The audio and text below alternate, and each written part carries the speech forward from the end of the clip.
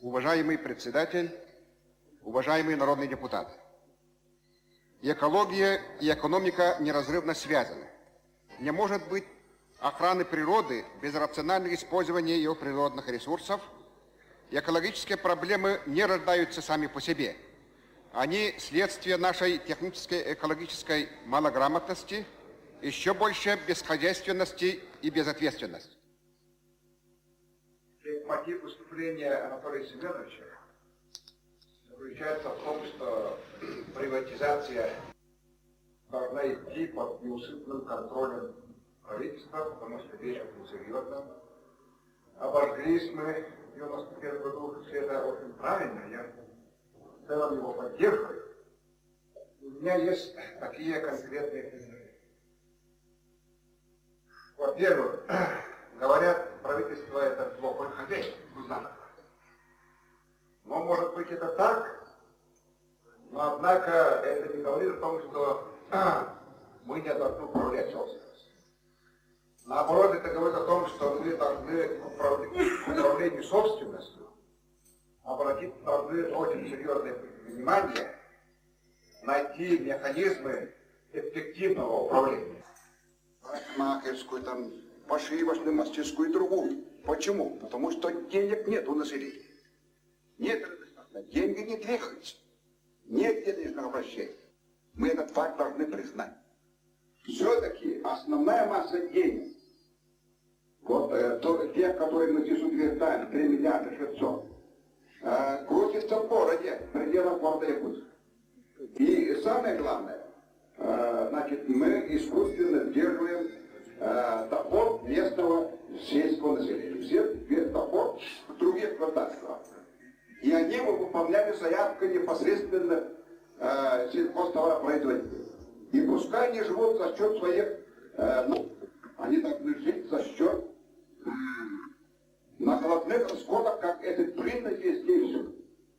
Это моя вторая подоходно считаться как дело бюджета. Так как в прошлой неделе президент республики провел совещание с рабочими агропромышленного комплекса и в своем заключительном выступлении решил верно поставил одну из приоритетных задач агропромышленного комплекса и правительства ускорение темпов работы по земельной реформе, по земельным отношениям. Сейчас значит, позиция правительства в этом вопросе изменилась в лучшую сторону. И для того, чтобы это дело ускорить, необходимо нам мы сэкономили большое количество мозговых схем. Если будет ломаться эти схемы, я боюсь, что мы опять вернемся к старому, что было у нас года 4-5 лет тому назад. Дальше. Надо было посмотреть тоже насчет создания единого заказчика по бюджетному финансированию. Сегодня исполняется 85 лет Клименту Егоровичу Иванову. Климент Егорович начал свою трудовую деятельность учителем, заведующим Кюндядинской начальной школы Сунтарского района. С 60-х годов началась его политическая карьера. Климент Иванов избирался председателем Совета министров Якутской АССР, председателем Верховного Совета Якутской Саха-Республики, работал постоянным представителем республики при президенте Российской Федерации, первым заместителем председателя правительства республики. Климент Егорович также избирался народным депутатом Верховного Совета СССР 12-го созыва, Верховного Совета Якутской АССР 10-11 созывов, Верховного Совета Якутской Саха-ССР 12-го созыва, народным депутатом Государственного собрания Иль-Тюмень Республики Саха-Якутия 1-2 созывов и народным депутатом Республики Саха-Якутия 3-го созыва. Особая роль Климента Иванова отмечается в становлении государственности и парламентаризма. При его непосредственном участии была принята Конституция Якутии. Наряду с первым президентом республики Михаилом Ефимовичем Николаевым Климент Егорович является инициатором и разработчиком основ Федеративного договора от 31 марта 1992 года. Климент Егорович Иванов награжден медалями за доблестный труд во знаменовании столетия со дня рождения Владимира Ильича Ленина, за трудовую доблесть, орденами «Знак почета», Трудового Красного Знамени, Орденом Дружбы. Он заслуженный работник народного хозяйства Республики Саха-Якутия, почетный гражданин Республики Саха-Якутия. Награжден почетной грамотой Государственного собрания Иль-Тюмень Республики Саха-Якутия.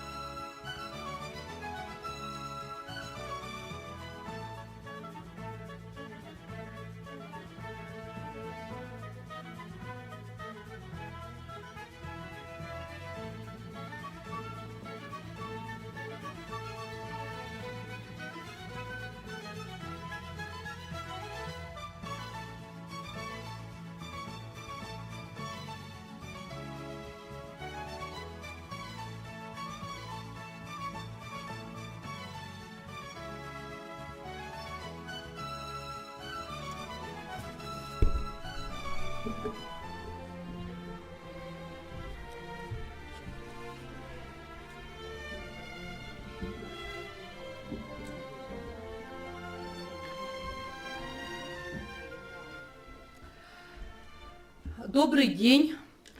Сегодня мы собрались для чествования видного государственного общественного деятеля, заслуженного работника народного хозяйства Республики Саха-Якутия, кавалера орденов «Знак почета», Трудового Красного Знамени, Дружбы, почетного гражданина Абыйского, Верхневилюйского, Алекминского, Сунтарского, Хангаласского улусов, почетного гражданина Республики Саха-Якутия, лауреата Государственной премии Республики Саха-Якутия имени Максима Кировича Аммосова, народного депутата Верховного Совета СССР 12-го созыва, Верховного Совета Якутской АССР 10-11 созывов, Верховного Совета Якутской Саха-АССР 12 созыва, народного депутата Государственного собрания Иль-Тюмень Республики Саха-Якутия 1,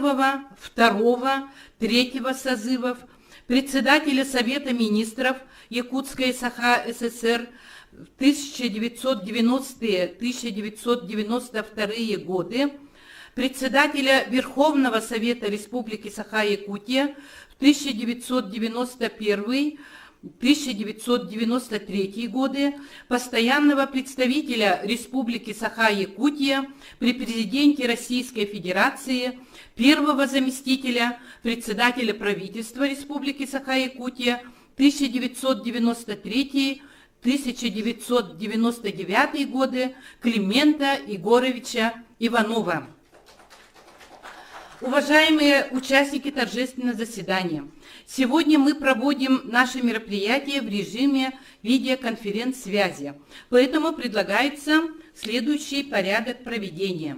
Звук для всех участников видеоконференции будет отключен оператором, чтобы исключить лишние звуки и шумы в эфире. После предоставления слова оператор конференции включает микрофон выступающим, при этом у выступающего на экране появится «Оператор просит включить звук». Вы нажимаете на иконку микрофона и начинаете говорить. Слово для доклада о жизни и деятельности Климента Егоровича Иванова предоставляется заместителю председателя правительства Республики Саха-Якутия Ольге Валерьевне Балабкиной. Пожалуйста.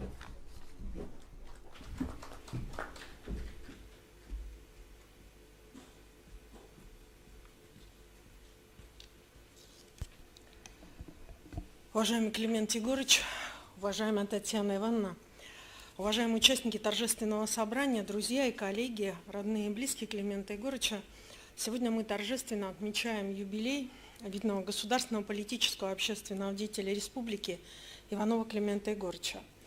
Уважаемый Климент Егорович, сердечно поздравляем вас с этим славным юбилеем, с 85-летием со дня рождения. Кажется иногда, что ваше 80-летие было буквально вчера, 75-летие позавчера. Наверное, оно также протекает для тех людей, которые вас знают, которые с вами работали. Ну и, наверное, для нас, для всех также и для вас важно прежде всего о том, чтобы мы, и те, кто работает сейчас, и те, кто будет работать после нас, очень четко помнили и понимали, с кем мы можем и на кого мы можем равняться, и, соответственно, с кем сверять свои шаги.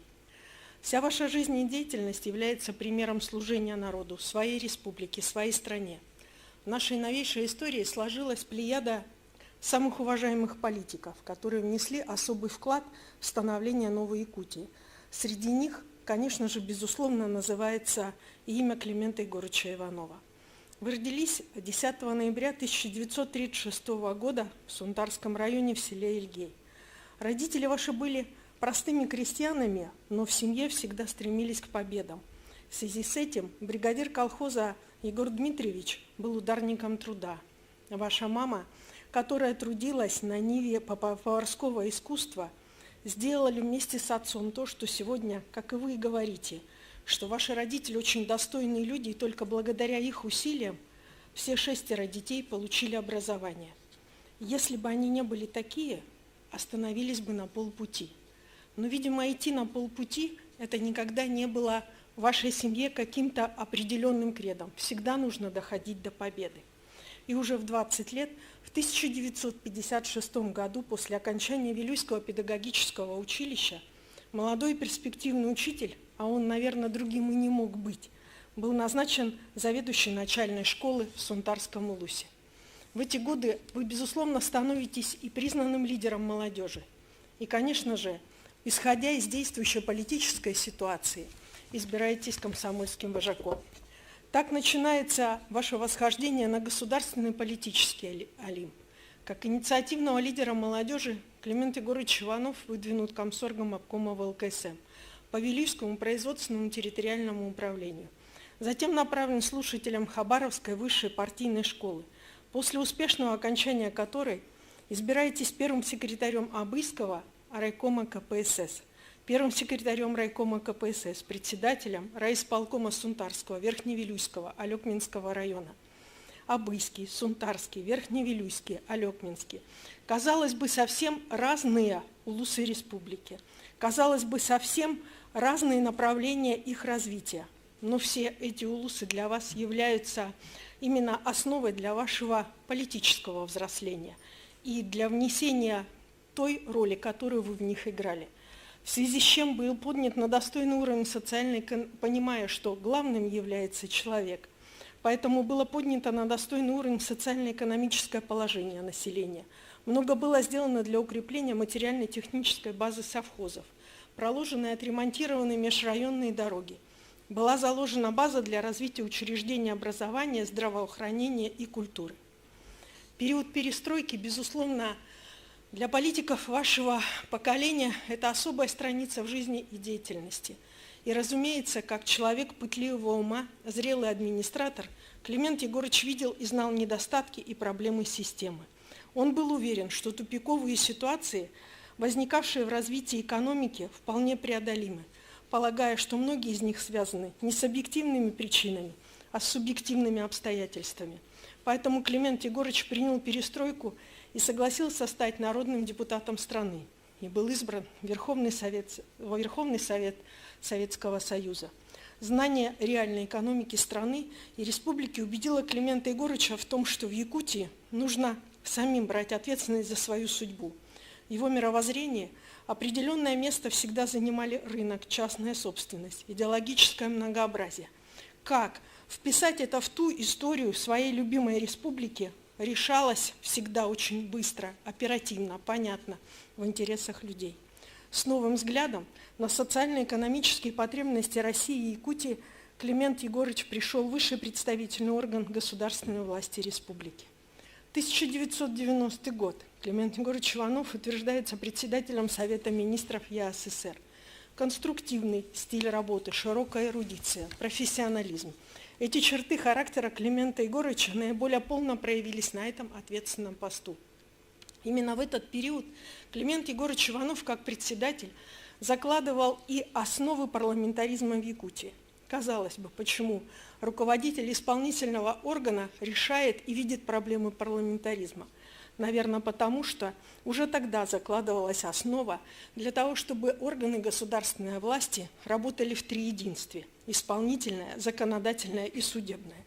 И понимал, что это взаимодействие возможно лишь только в диалоге. Вы сумели, независимо от политических пристрастий, установить конструктивные деловые отношения со всеми депутатами. В этом помогала ваша способность находить консенсус при самых сложных ситуациях и справляться с весьма притязательными требованиями депутатов. При необходимости умели проявлять настойчивость и жесткость, которая необходима при принятии серьезных решений, которые необходимы были родной республике. Благодаря видению возможностей реальной экономики, опыту и формированию территориальных бюджетов, знанию социальных проблем и титанических усилий государственников, в том числе и Клименту Егоровичу, республике удалось без особых потрясений перенести годы шоковой терапии, избежать крайностей, социальной поляризации и расчленения собственности бюджетообразующих предприятий. Как председатель Верховного Совета Республики Климент Егорович вошел и в российскую политику. Об этом говорят факты его личного участия в работе комиссий союзного и районного уровня по принятию судьбоносных для России политических документов, в том числе Конституции Российской Федерации. При его непосредственном участии республика приобрела суверенитет. Тот суверенитет, который помог стать основой для последующего принятия основ государственности нашей республики. Были приняты Конституция республики и основополагающие законы по всем направлениям жизнедеятельности населения республики. Подписан федеративный договор о разграничении полномочий между федеративными органами и органами власти субъектов Российской Федерации, среди которых была в том числе и Якутия. Будучи народным депутатом 10, 11, 12 созывов Верховного Совета Республики и 1, 2 и 3 созывов Государственного собрания Элтумен, Климент Егорович полностью оправдал доверие коллег. народных депутатов, оправдал глобальные ожидания своего народа. Это касается и повышения статуса республики, и конструктивных отношений властных структур республики с органами государственной власти и управления федерацией. Я немного отвлекусь от текста, который мне здесь написан, и позволю себе сказать следующие слова. Уважаемый Климент Егорович, наверное, страшно сегодня сказать, но порядка 25 лет назад вы точно так же стояли у меня за спиной во время заседания Верховного суда Российской Федерации, тогда, когда Михаил Ефимович Николаев направил нас, юристов, только что пришедших на государственную службу, в Верховный суд по процессу о местном самоуправлении. И так же, как и сейчас, я четко понимаю, что за спиной у меня серьезный человек, и поэтому отступать нам было некуда. По признанию вас самого, опыт парламентской деятельности очень пригодился, когда вы возглавляли представительство республики при президенте Российской Федерации в Москве. Именно тогда вы не доверили нам, молодым юристам с Варварой Григорьевой, ехать вдвоем на этот сложный судебный процесс. И именно тогда вы поехали с нами, осуществляя как раз ту самый контакт представителей республики с политической, деловой, судебной элитой Москвы, Санкт-Петербурга и других ведущих городов России. И это правило и до сих пор применяется в представительстве. Всегда поддерживать позицию республики на всех высших уровнях. Создавались тогда и условия для более частых встреч представителей республики с федеральными министрами и их заместителями. Пожалуй, стоит вспомнить об увеличении объема федеральных субвенций и субсидий. Родина высоко оценила государственную политическую деятельность Климента Егорыча. Он награжден многими государственными наградами страны и республики. Климент Егорыч – почетный гражданин Республики Саха-Якутия, заслуженный работник Народного хозяйства Республики Саха-Якутия, почетный гражданин 5 районов – Абыйский, Сунтарский, Верхневилюйский, Хангаласский и Алекминский. Наверное, нет района республики, который бы не мог назвать вас своим почетным гражданином. Но эта пятерка, она, наверное, для вас является наиболее ценной. Дорогие друзья, сегодня, чествуя Климента Егорыча, мы отдаем должное его прекрасной супруге, хранительнице семейного очага, уважаемой Татьяне Ивановне, детям, внукам, а также всем его родственникам, которые окружали его заботой и любовью. Спасибо вам всем за заботу о Клименте Егорыче.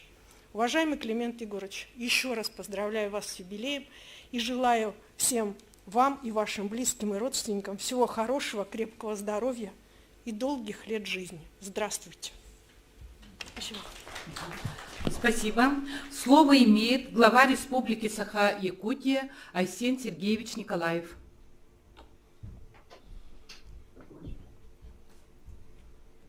Ыдыктабылла Климент Егорович бастатан туран эйген Саха Республикатын халтатын атыттан туз бәм апыттан өрөгөйдөх ауын бес астан хаскунан идипик истеңнек үсірак біттен әгірдеребін көмілі оны тоқ бар жолы хоргуну дөсі дағаны уғын ұлығы бағарабын көмілі.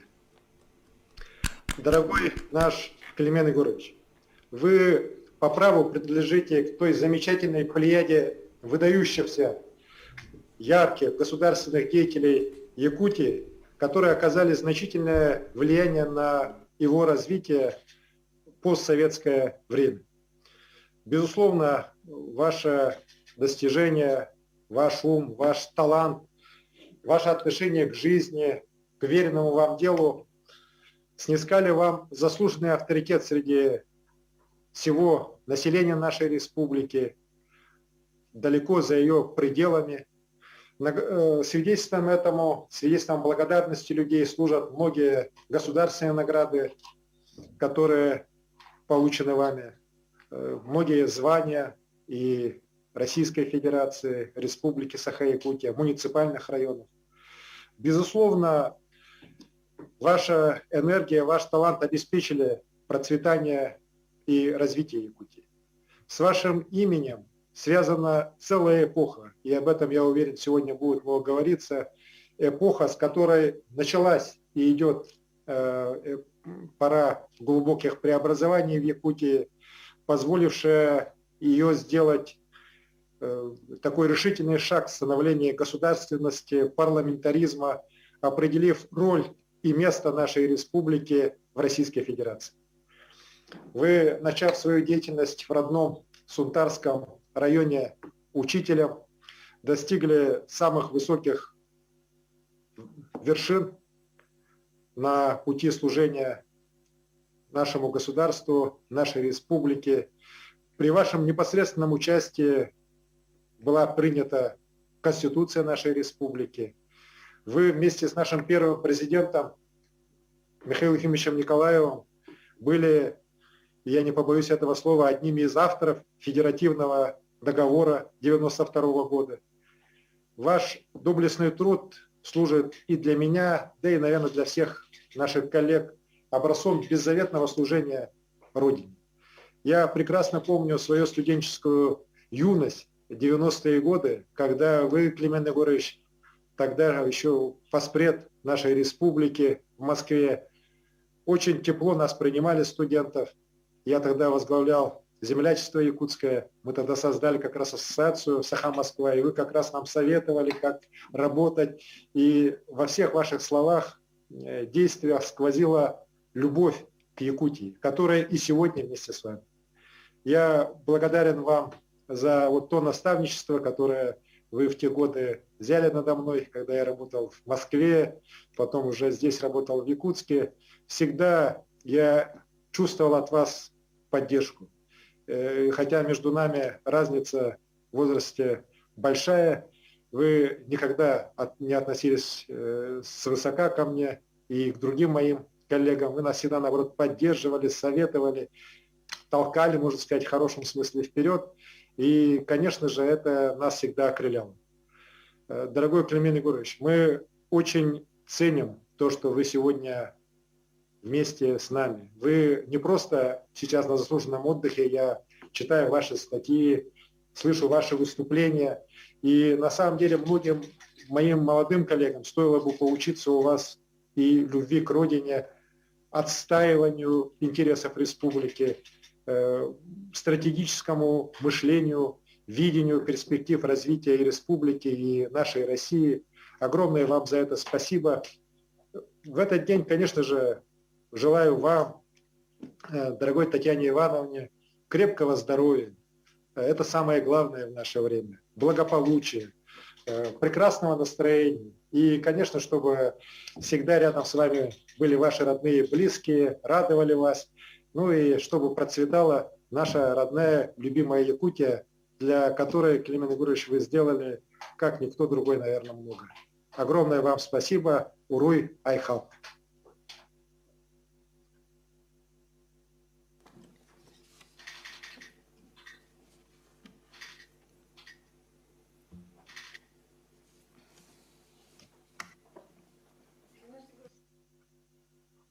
Дорогой Климент Егорович, я сам не могу присутствовать, но вам сейчас должны вручить почетный знак за укрепление мира и дружбы народов в республике. Указ я подписал, практически все награды у вас есть, но это тоже одна из самых высших наград нашей республики. Позвольте, чтобы ее вам вручили.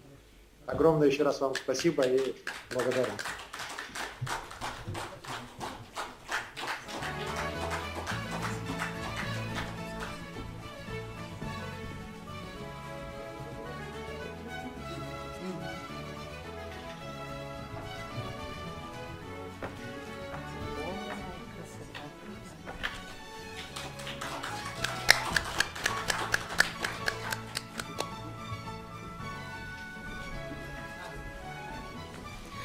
Для вручения памятного подарка от имени первого президента Республики Саха-Якутия Михаила Ефимовича Николаева приглашается научный сотрудник Николаевского центра Юрий Иванович Семенов.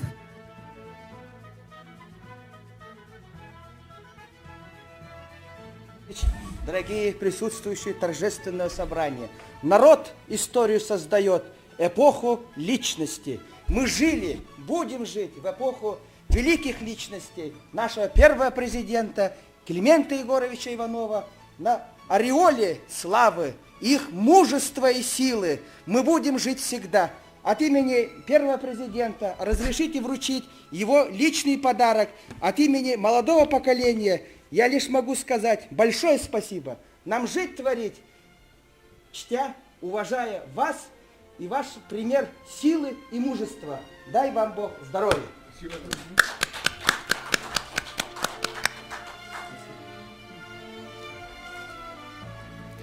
Слово для поздравления предоставляется заместителю председателя Государственного собрания Илтумен Республики Саха-Якутия, председателю Организационного комитета Антонине Афанасьевне Григорьевой. Я выполняю поручение Алексея Ильича Ремеева, который сегодня срочно, вылетает по уважительной причине сейчас в Алёхминский район. Уважаемые коллеги, дорогие друзья, сегодня мы отмечаем юбилей нашего глубоко уважаемого аксакала и старейшины якутской политики, видного государственного и политического деятеля республики Климента Егоровича Иванова. В новейшей истории республики сложилась плеяда самых уважаемых политиков, среди которых Климент Егорович Иванов – истинный сын своего народа. Его жизнь, труд руководителя, государственного деятеля, парламентария созвучны истории нашей Якутии и являются ее важной неотъемлемой частью. Особой страницей в жизни и деятельности Климента Егоровича является период перестройки. Видя и зная недостатки и проблемы системы, он принял перестройку и был избран в Верховный Совет СССР. Исключительное значение для народного депутата СССР сыграла работа в составе плановой и бюджетно-финансовой комиссии Верховного Совета. Здесь он узнал реальное состояние экономики, находящейся в состоянии углубляющегося кризиса. В конце 1990 года абсолютное большинство промышленных предприятий стали убыточными, оказались на грани банкротства. Без работы в сфере промышленности могли остаться около 20 тысяч человек, а их семьи без средств к существованию. Были разорваны все хозяйственные связи. При этом вопросы экономического и социального развития республики решались только в Москве. Убытки пассажирского транспорта увеличились в 2 раза, объем капитального строительства сократился в 6 раз, финансовые вливания из центра практически прекратились. Республике грозил экономический коллапс. В этих условиях необходимы были самые активные, решительные шаги по определению на взаимоприемлемой договорной основе степени самостоятельности республики. Ответ был найден в виде принятия 27 сентября 1990 года Декларации о государственном суверенитете Якутской Саха-ССР, которая стала основой принятия новой Конституции, основного закона Республики Саха-Якутия от 4 апреля 1992 года и Федеративного договора от 31 марта 1992 года, заложившего основу новой федеративной государственности России. Опираясь на идеи суверенитета, Якутия подняла вопросы экономической стабильности республики и добилась получения права государственной собственности на ее природные ресурсы.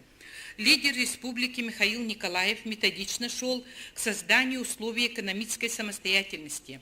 Михаил Ефимович от первого лица свидетельствует, что Климент Егорович Иванов, его ближайший соратник, прямой и деятельный участник утверждения нового статуса Республики Саха-Якутия, который безукоризненно провел громадную подготовительную работу.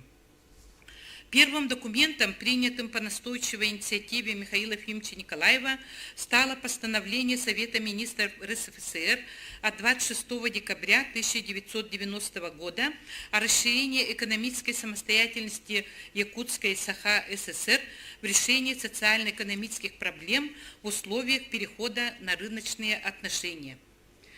В 1991 году Климент Егорович был избран председателем Верховного Совета Республики 12-го созыва.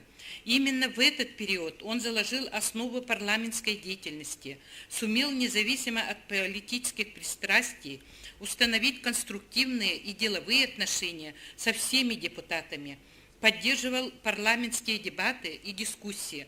В этом ему помогала способность находить консенсус при самых сложных ситуациях, умение добиваться нужных для республики компромиссов, находить согласие между депутатскими группами, территориями, всеми ветвями государственной власти. Не было случая, чтобы Верховный Совет не принял важных и своевременных решений, реагируя на вызовы того времени. 30 января 1992 года Верховный Совет Республики принял республиканский закон о государственной собственности Якутской Саха-ССР. Вся эта многогранная и сложная работа завершилась подписанием 25 ноября того года соглашение о разграничении государственной собственности между Российской Федерацией и Республикой Саха-Якутия. Это была крупная победа по пути выхода из экономического кризиса. Федеративный договор 1992 года и Конституция Российской Федерации 1993 года официально признали новый государственно-правовой статус республики и подтвердили ее полномочия в области принятия политических и экономических решений в пределах совместного и собственного ведения. Государственность республики в составе Российской Федерации приобрела конституционно закрепленный статус, сформировала демократическую систему, включающую институт президента республики, парламент, Конституционный суд, установила порядок формирования судебных исполнительных органов государственной власти. Подписанный между Российской Федерацией и Республикой Саха-Якутия 29 июня 1995 года договор о разграничении предметов ведения и полномочий, 15 межправительственных соглашений к нему заложили основы экономических взаимоотношений России и Якутии. Редкие человеческие и лидерские качества, истинная любовь к родному народу и своему великому Отечеству, отстаивание конструктивной, взвешенной позиции определили ту высокую роль, которую в этот ответственный период истории Якутии сыграл Климент Егорович Иванов. Уникальная депутатская деятельность Климента Егоровича. Я не буду подробно останавливаться, еще все выскажут об этом. Климент Иванов своим честным, плодотворным трудом полностью оправдал доверие народа, ожидания своих коллег. Это касается и повышения статуса республики, и конструктивных отношений властных структур республики с органами государственной власти и управления Российской Федерации. Он всегда работал на опережение, в том числе закладывая основы и традиции деятельности парламентария Якутии, народного избранника. Его политический опыт, выработанные годами практики, богатое поистине историческое наследие. Климент Егорович Иванов – авторитетный и ответственный политик, который, проявляя исключительную смелость, дальновидность, внес весомый вклад, личный вклад в формирование новой политической и правовой системы республики, укрепление федеративных основ страны. При его непосредственном участии были созданы новые базовые отрасли экономики республики, приняты стратегические документы долгосрочного социально-экономического развития Республики Саха-Якутия. Благодарим вас, Климент Егорович, за то, что продолжаете трудиться, активно участвовать в политической и общественной жизни, являясь членом Совета старейшин Республики Саха-Якутия, членом Общественно-консультативного совета при председателе Государственного собрания Иль-Тумен Республики Саха-Якутия. Вот ваша мудрость, ваша общественная, ваша активная жизненная позиция и опыт неоценимы на новейших этапах процесса государственного строительства. Мы, как и Ольга Валерьевна, скажем, что относимся к вам как легендарной, знаковой личности и по праву считаем вас нитью, связующей времена и поколения. Искренне желаю вам, глубоко уважаемый Климент Егорович, здоровья, благополучия в семье, новых свершений во имя процветания родной республики. Сегодня добрых пожеланий заслуживает не только юбиляр.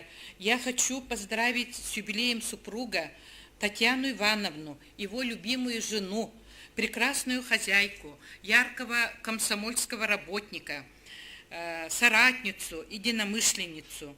И будьте всегда, Татьяна Ивановна, гордостью и настоящей драгоценностью для своего любимого супруга. Счастья и благополучия вашей семье, родным и близким. Вручаем, значит, приветственный адрес от Алексея Ильича и вот такой сувенир. Память о парламенте. Там долгие годы плодотворно работали. Татьяна Ивановна. Спасибо. Вас поздравляет заслуженная артистка Республики Саха-Якутия, солистка Государственного театра эстрады Республики Саха-Якутия имени Юрия Егоровича Платонова Анастасия Готовцева.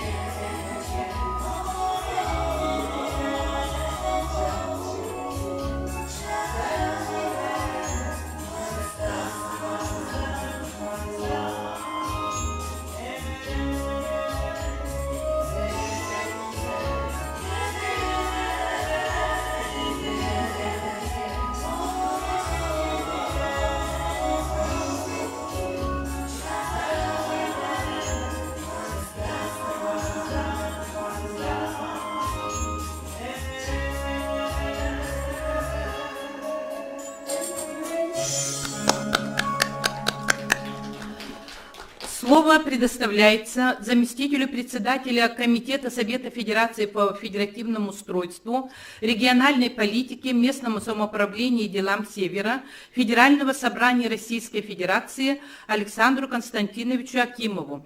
Пользуясь случаем, разрешите поздравить вас, Александр Константинович, с днем рождения и пожелать счастья, здоровья, дальнейших успехов в вашей ответственной государственной работе. Махтал, спасибо огромное. Слышно, да? Да, да. Ага.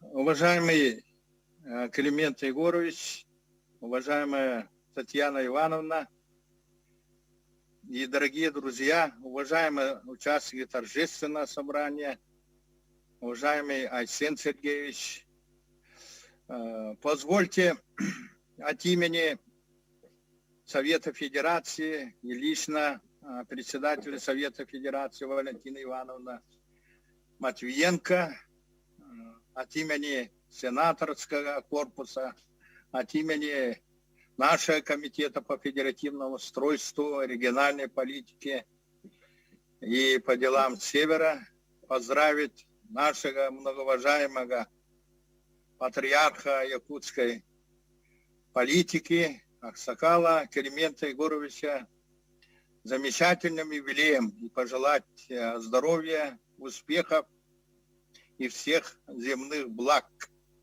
и семейного, прежде всего, благополучия, здоровья. Но я должен сказать, что Валентина Ивановна лично передавала огромный привет, огромное приветствие, благодарность.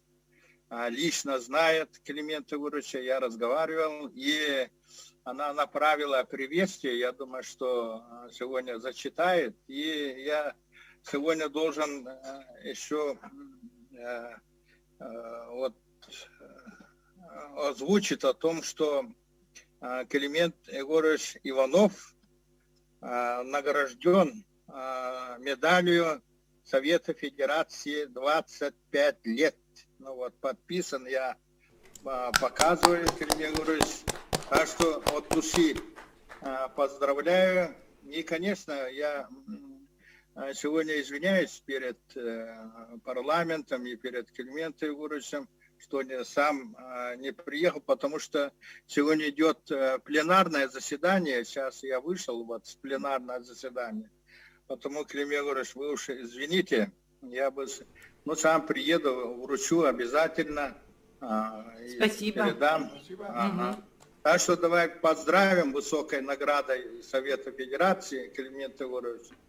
Вот, и личными поздравлениями Валентины Ивановны Матвиенко. Я должен обязательно довести. Спасибо.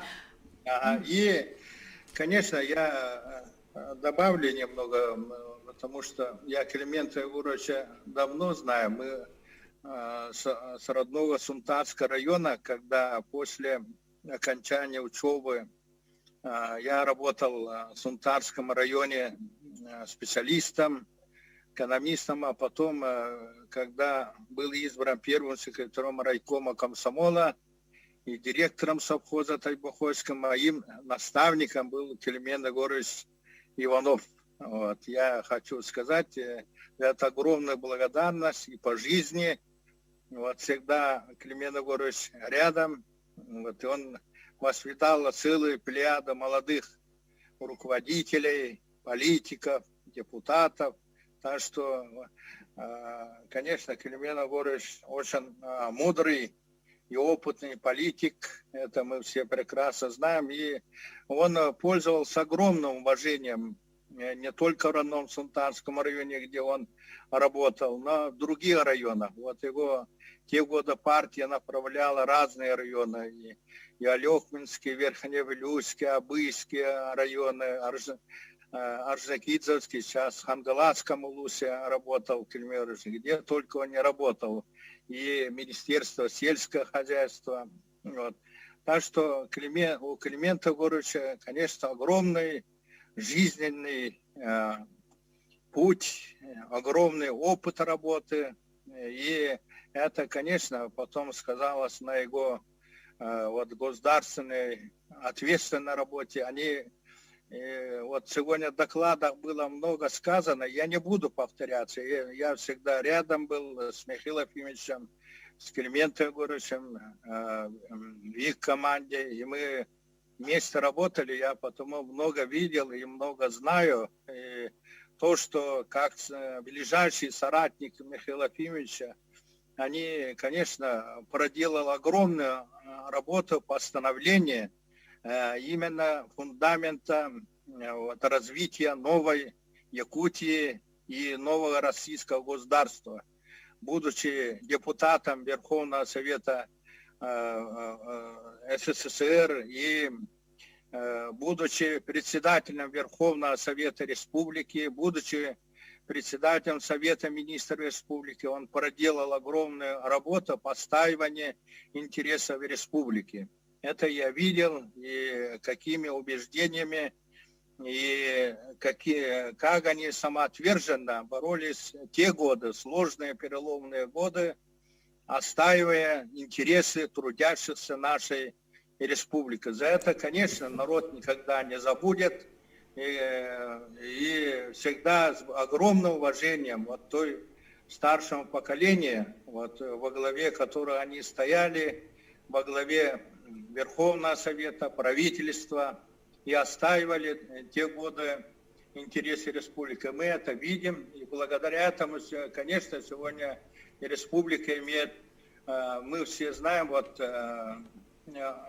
хорошие перспективы социально-экономического развития, и ну, как бы заложен фундамент всего развития экономики и социальной сферы. В те годы было много заложено. Вот. И в федеративном устройстве, и полномочиях нашей республики, непосредственно и будучи здесь, работая поспредом республики, тоже его очень хорошо знает в федеральном центре, министерствах и ведомствах. Многие передавали огромную благодарность, приветствие Клименту Егоровичу Иванову. И я очень рад, что Климент Егорович и Татьяна Ивановна сегодня ведут достаточно активную, занимают активную жизненную позицию, несмотря на пандемию, и не сдаются. И Климент Егорович всегда высказывает свое мнение вот, по тем или иным направлениям развития нашей республики. Это совершенно верно. И советует нынешнему руководству, нам, молодым политикам, сенаторам, депутатам. Конечно, вот его опыт сегодня как никогда необходим. Ну, я не буду, я могу долго говорить про Климента Егоровича, и зная его семью, его работу, просто горжусь, что вместе вот с Климентом Егоровичем работали, и насколько, ну, я у него многому учился, и он много передавал опыт вот, молодому поколению. Так что, Климент Егорович, за это огромное спасибо. Я хочу вот передать огромные слова благодарности нашей уважаемой, любимой Татьяне Ивановне. Вот, Татьяна Ивановна, вам здоровья, благополучия семье, вот, очень дружная, очень крепкая семья, пример для многих. Вот. Так что здоровья, счастья, благополучия, уруя и хал болын, лана здоровай болын, елдиман, ütüмен, бары ütüene, керене, бихидje кергенатыттан, онна табиема пыттан, онна Егора Панасович шеппита Климент Егорович. Гаддатин мунья холорор, Климент Егорович кетиеттен Егора Панасович, оны мет ердавин, вот, оны билер жоңгуттан, сергаттан Москва бар, земляшсуатыттан, эмье, халараттырыттан, итиистин юбилейнен ағадда. Уруяй хал болды. Спасибо. Слово для выступления предоставляется председателю Президиума Верховного Совета ЯССР, заместителю председателя Президиума Верховного Совета РСФСР, депутату Верховного Совета РСФСР, депутату Верховного Совета ЯССР 11-12 созывов, председателю Высшего Совета Старейшин Республики, заслуженному работнику Народного хозяйства Республики, почетному гражданину Республики Саха-Якутия Юлии Николаевне Григорьевой.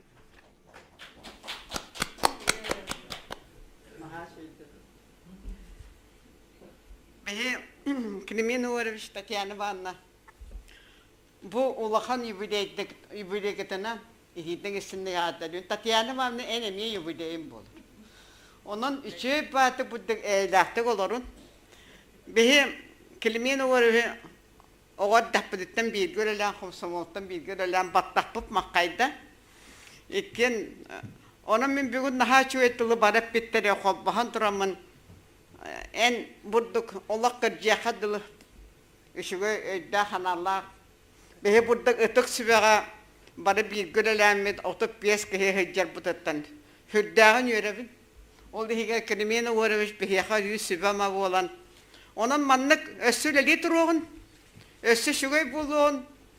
Ösü tupsa duran toqada benim mehbit. Uruy ayhal.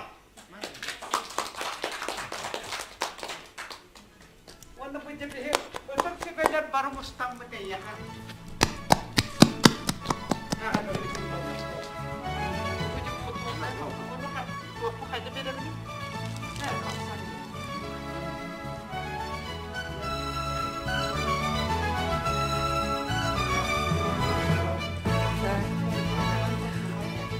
Слово предоставляется председателю правительства Республики Саха-Якутия с 1998 по 2002 год, народному депутату Республики Саха-Якутия 3-5 созывов, заслуженному работнику Народного хозяйства Республики Саха-Якутия Василию Михайловичу Власову.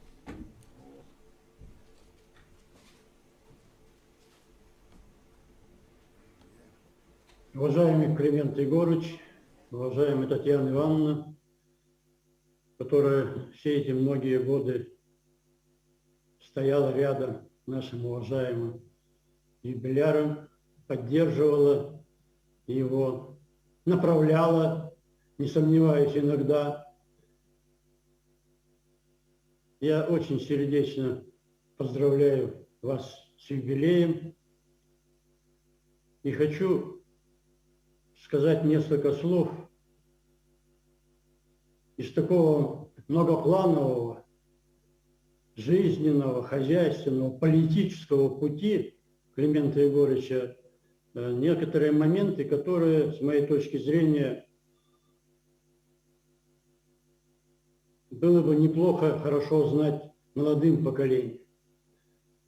Вот так судьба распорядилась, что мы в конце 80-х, в начале 90-х годов прошлого века под руководством нашего лидера Николаева Михаила Ефимовича, который твердо держал в руках знамя Декларации о государственном суверенитете нашей республики, смогли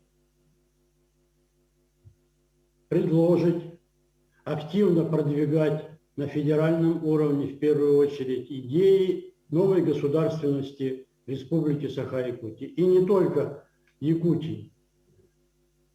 Климент Егорович подтвердит, что в те годы, когда, переломные годы, надо сказать, когда, значит, лидеры Советского Союза не смогли удержать, к сожалению, значит, вот эту вот колоссальную цивилизацию, именуемую Советским Союзом.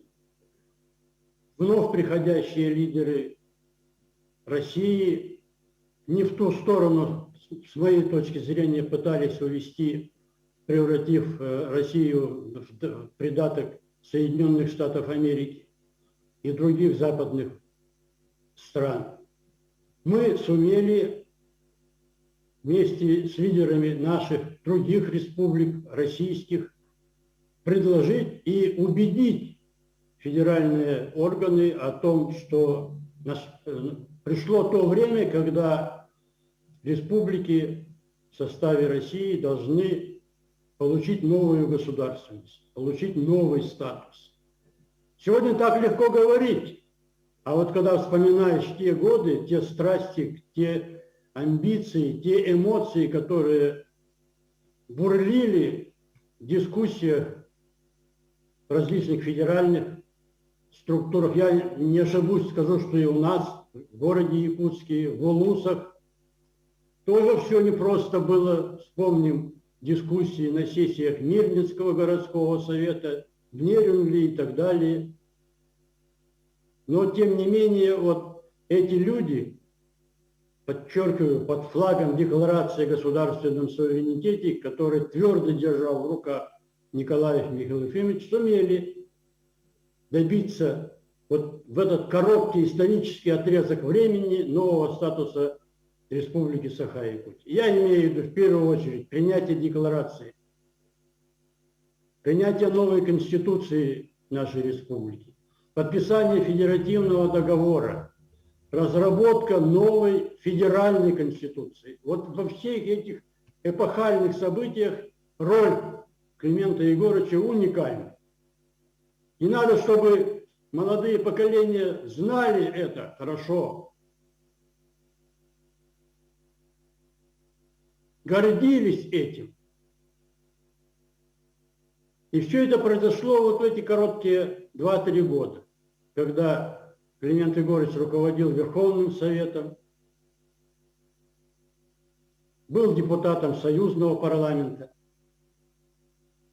Еще один момент я хочу отметить.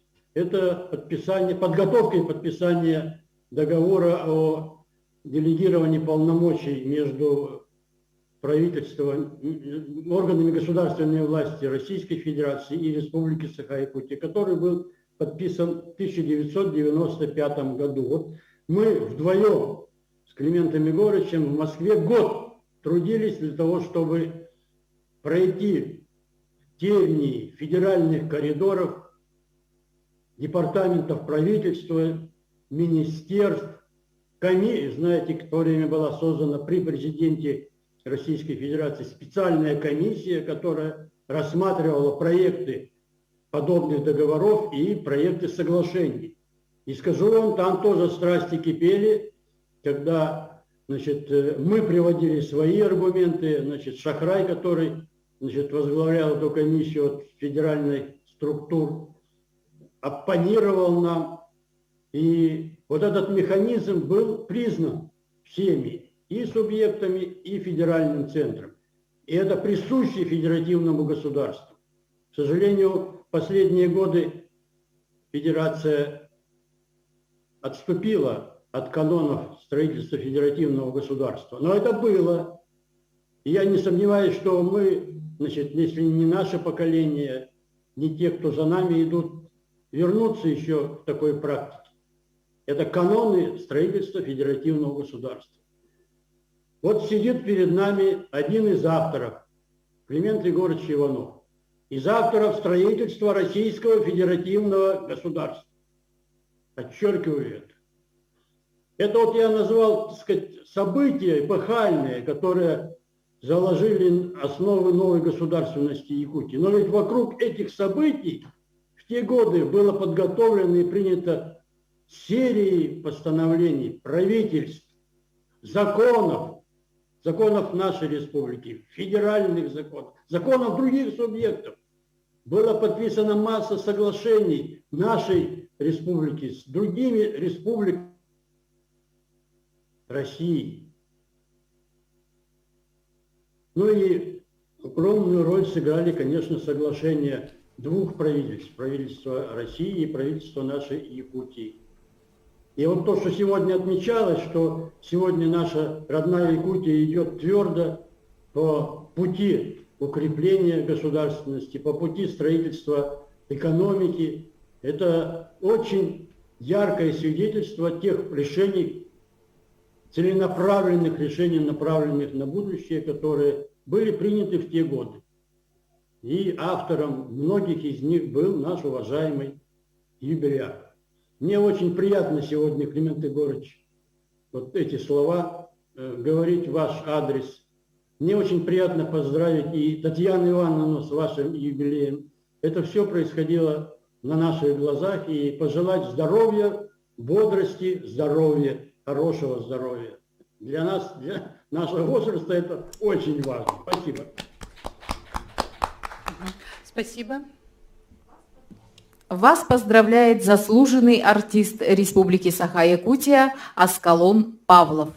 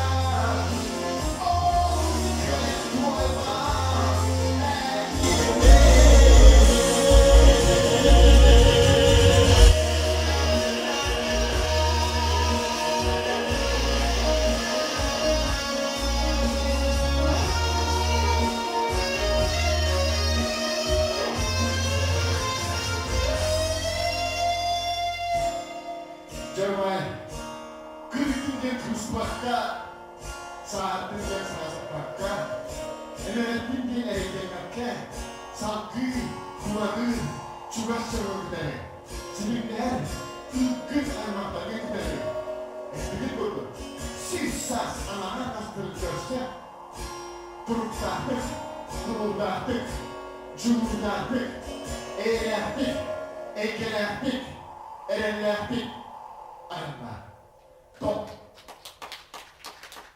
Махтал.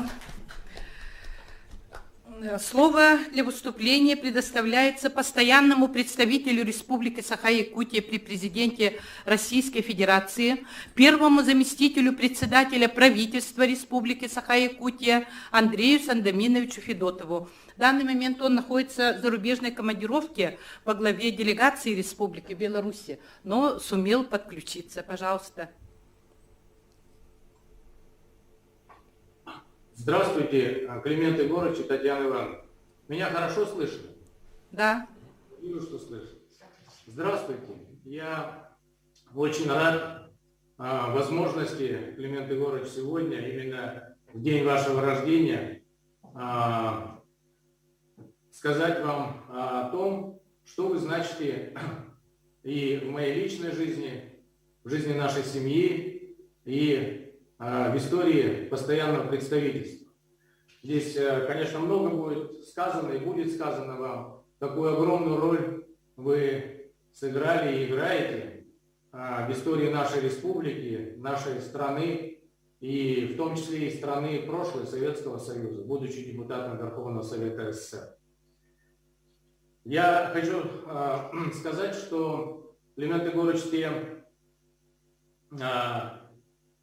те основы новой работы в новейшей истории России и республики, заложенные вами в самое непростое время, переходное время, в 90-е годы, они продолжают развиваться, крепнут, и мы стараемся те основы, которые были заложены в новых обстоятельствах исторических и философских, продолжать и развивать. А сегодня в постоянном представительстве открыта фотовыставка о вашей деятельности, о вас. И вот мне сегодня утром отправили видео, как рабочий день сотрудников постоянного представительства в Москве начался со знакомства с этой фотовыставкой. Сегодня я нахожусь не в Москве, а в нашей братской Беларуси, в городе Минске. И благодарю организаторов, что дали возможность мне сказать слова сердечное поздравление отправить с далекой Беларуси дорогому Клименту Егоровичу и Татьяне Ивановне в связи с замечательным юбилеем. И здесь, находясь на белорусской земле, я вновь ощущаю те результаты вашей работы. Именно в годы вашей работы в постоянном представительстве, а это было 6 лет, в 96-м и 97-м году были подписаны первые соглашения с новой независимой Беларусью. С тех пор эти отношения развиваются, они достаточно активны, они переживали разные периоды.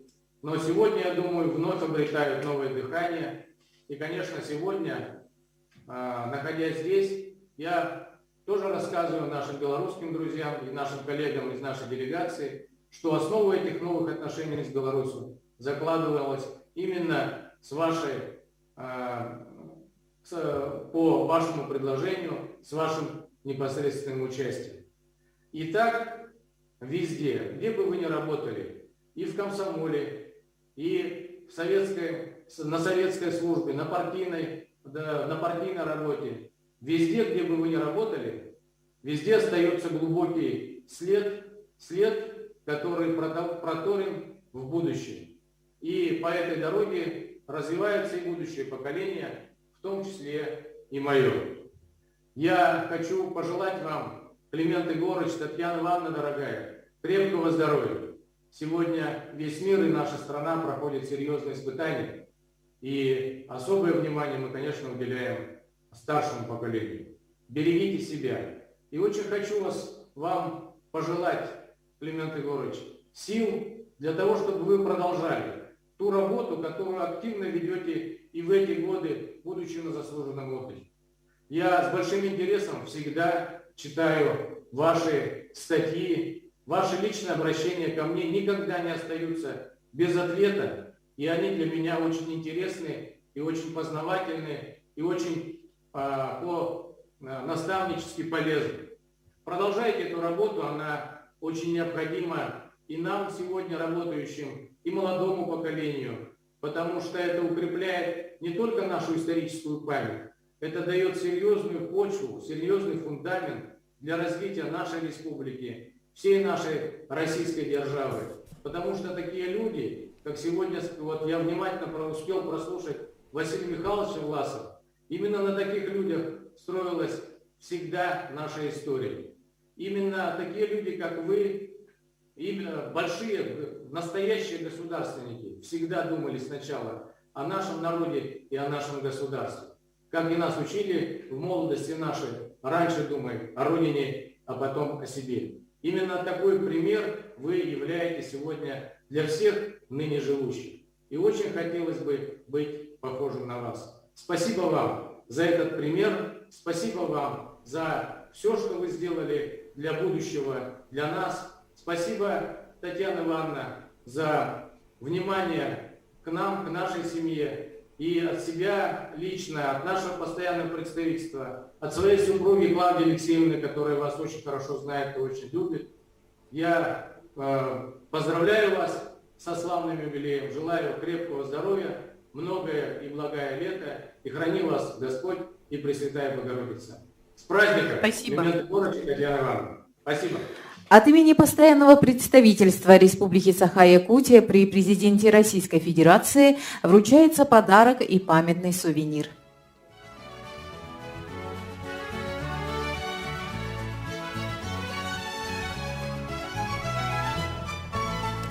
В адрес юбиляра поступают поздравительные телеграммы. Разрешите зачитать некоторые из них.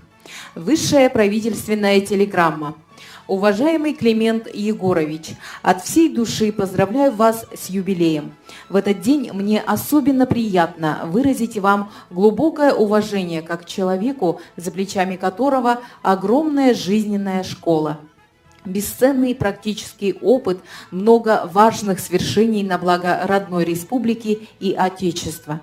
Вы прошли долгий и плодотворный трудовой путь, ставший образцом преданного служения интересам своей страны, верности избранному делу, собственным убеждениям и принципам. Вами внесен неоценимый вклад в становление государственности и парламентаризма Якутии, решение ключевых вопросов ее социально-экономического и культурного развития.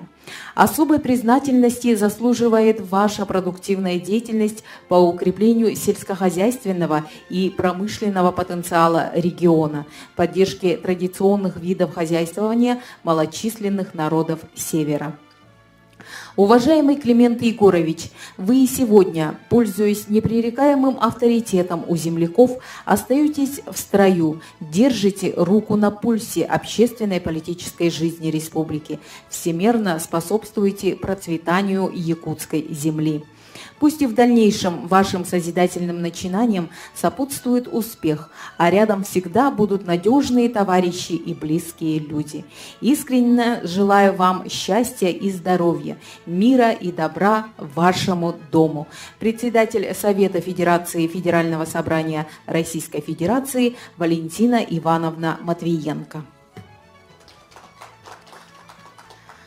Правительственная телеграмма. Уважаемый Климент Егорович, с превеликой радостью поздравляю вас со славным юбилеем, 85-летием. Для нас вы человек-эпоха, видный государственный и общественный деятель, достойный восхищения своим беззаветным служением Отечеству, родной республике, якутскому народу. Ваш трудовой огромный жизненный опыт и добрые дела на благо Родине, признание и многочисленные государственные награды – яркое тому подтверждение. Позвольте поблагодарить вас, истинного патриота Якутии, за все хорошее и полезное, что вы сделали для земляков и земли Аланхо. Желаю вам, самому уважаемому аксакалу и ветерану государственной службы, крепкого здоровья, долголетия и дальнейших успехов во всем, чем вы сегодня занимаетесь. С уважением, депутат Государственной Думы и Федерального собрания Российской Федерации Галина Иннокентьевна Данчикова.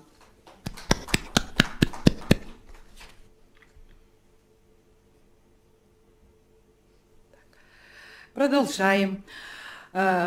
Слово предоставляется депутату Верховного Совета ЯССР 12-го созыва, заместителю председателя правительства Республики Саха-Якутия в 1999 году, постоянному представителю Республики Саха-Якутия в городе Санкт-Петербурге с 2002 по 2007 годы, почетному гражданину Батаринского, Тюнгюлюнского, Нюректяинского наследов, Мегино-Кангаласского улуса и Петровского округа города Санкт-Петербурга, заслуженному работнику Народного хозяйства Республики Саха-Якутия Матвею Васильевичу Мучину.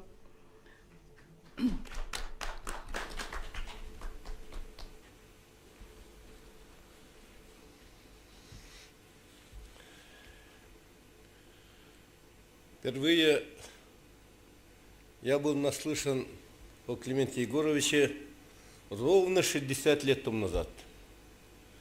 Когда в 1961 году я работал сначала инструктором школьного отдела райкома комсомола Мегино-Кангаласского, а потом был избран вторым секретарем райкома комсомола. Тогда у нас первым секретарем был Охлопков Филипп Гаврилович. И он каждый раз, выезжая в город Якутск на пленум обкома комсомола, на родительное совещание, возвращался и всегда восторженно говорил о некоторых лидерах районных комсомольской организаций. В том числе он очень высоко отзывался о Климе Иванове. С тех пор я вас знаю. Потом наступает 1982 год, когда мы учились в Хабаровской высшей партийной школе. Климент Егорович с группой председатель гор райисполкома приезжают на курсы, и мы там воочию встречаемся, и там мы уже общаемся. И там мои подтвердились вот эти хорошие слова, высказанные Филиппом Гавриловичем. Простота, доступность, искренность. И вот он, как лидер этой группы, собирал нас, вот, слушателей высшей партийной школы, и говорил о нашем быте, о нашей учебе, о наших делах, интересовался живо. Потом, будучи одним из руководителей Мегино-Кангаласского улуса, в 1987 году, в 1988-1989 году он работал в агропроме, выезжал, и тогда, значит, вводились первые такие, так называемые, арендные подряды, хозяйственный расчет и так далее. Он часто приезжал к нам, и мы много раз встречались на нашей Мегинской земле. А в 1991 года я, как председатель постоянной комиссии Верховного Совета по науке, культуре, языкам, образованию, конечно же, под его руководством мы делали все возможное, чтобы наша республика и реализовала те постулаты, которые были приняты в Декларации о государственном суверенитете. Великий государственник Макиавелли когда-то говорил, что люди бывают, умы бывают трех видов. Первый постигает все сам, второй понимает то, что постиг первый, третий сам ничего не постигает и постигнутого другим не понимает. Безусловно, Климент Егорович относится к первому виду умных людей. Далее великий математик древности Пифагор говорил: две вещи делают человека богоподобным. Жизнь во благо общества и правдивость. Этим двум канонам Климент Егорович полностью отвечает. Поэтому, дорогой Климент Егорович, будемте на старости так же веселы, как в молодости. Молодость как жаворонок имеет свои утренние песни, так почему бы нам, старости, не заиметь, как соловей, свои вечерние песни? И на старой скрипке можно сыграть хорошую мелодию. Здоровья, успехов, благополучия и, самое главное, еще раз здоровья. Спасибо. Матвей Николаевич и Евгений Онегина наизусть знает. Да. Слово предоставляется нашей северной столице. У нас на связи уважаемые ветераны, якутяне, проживающие в городе Санкт-Петербурге, заслуженный работник Народного хозяйства Республики Саха-Якутия Владимир Степанович Попов и президент культурного общества Саха-Санкт-Петербург Гавриил Афанасьевич Троев. Пожалуйста, вам слово.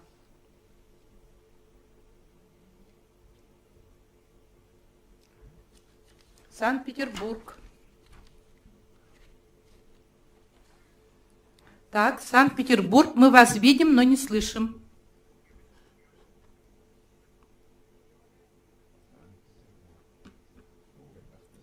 Город Санкт-Петербург. Так. Техническая служба. Так, пока не... Так, пожалуйста, мы вас слушаем.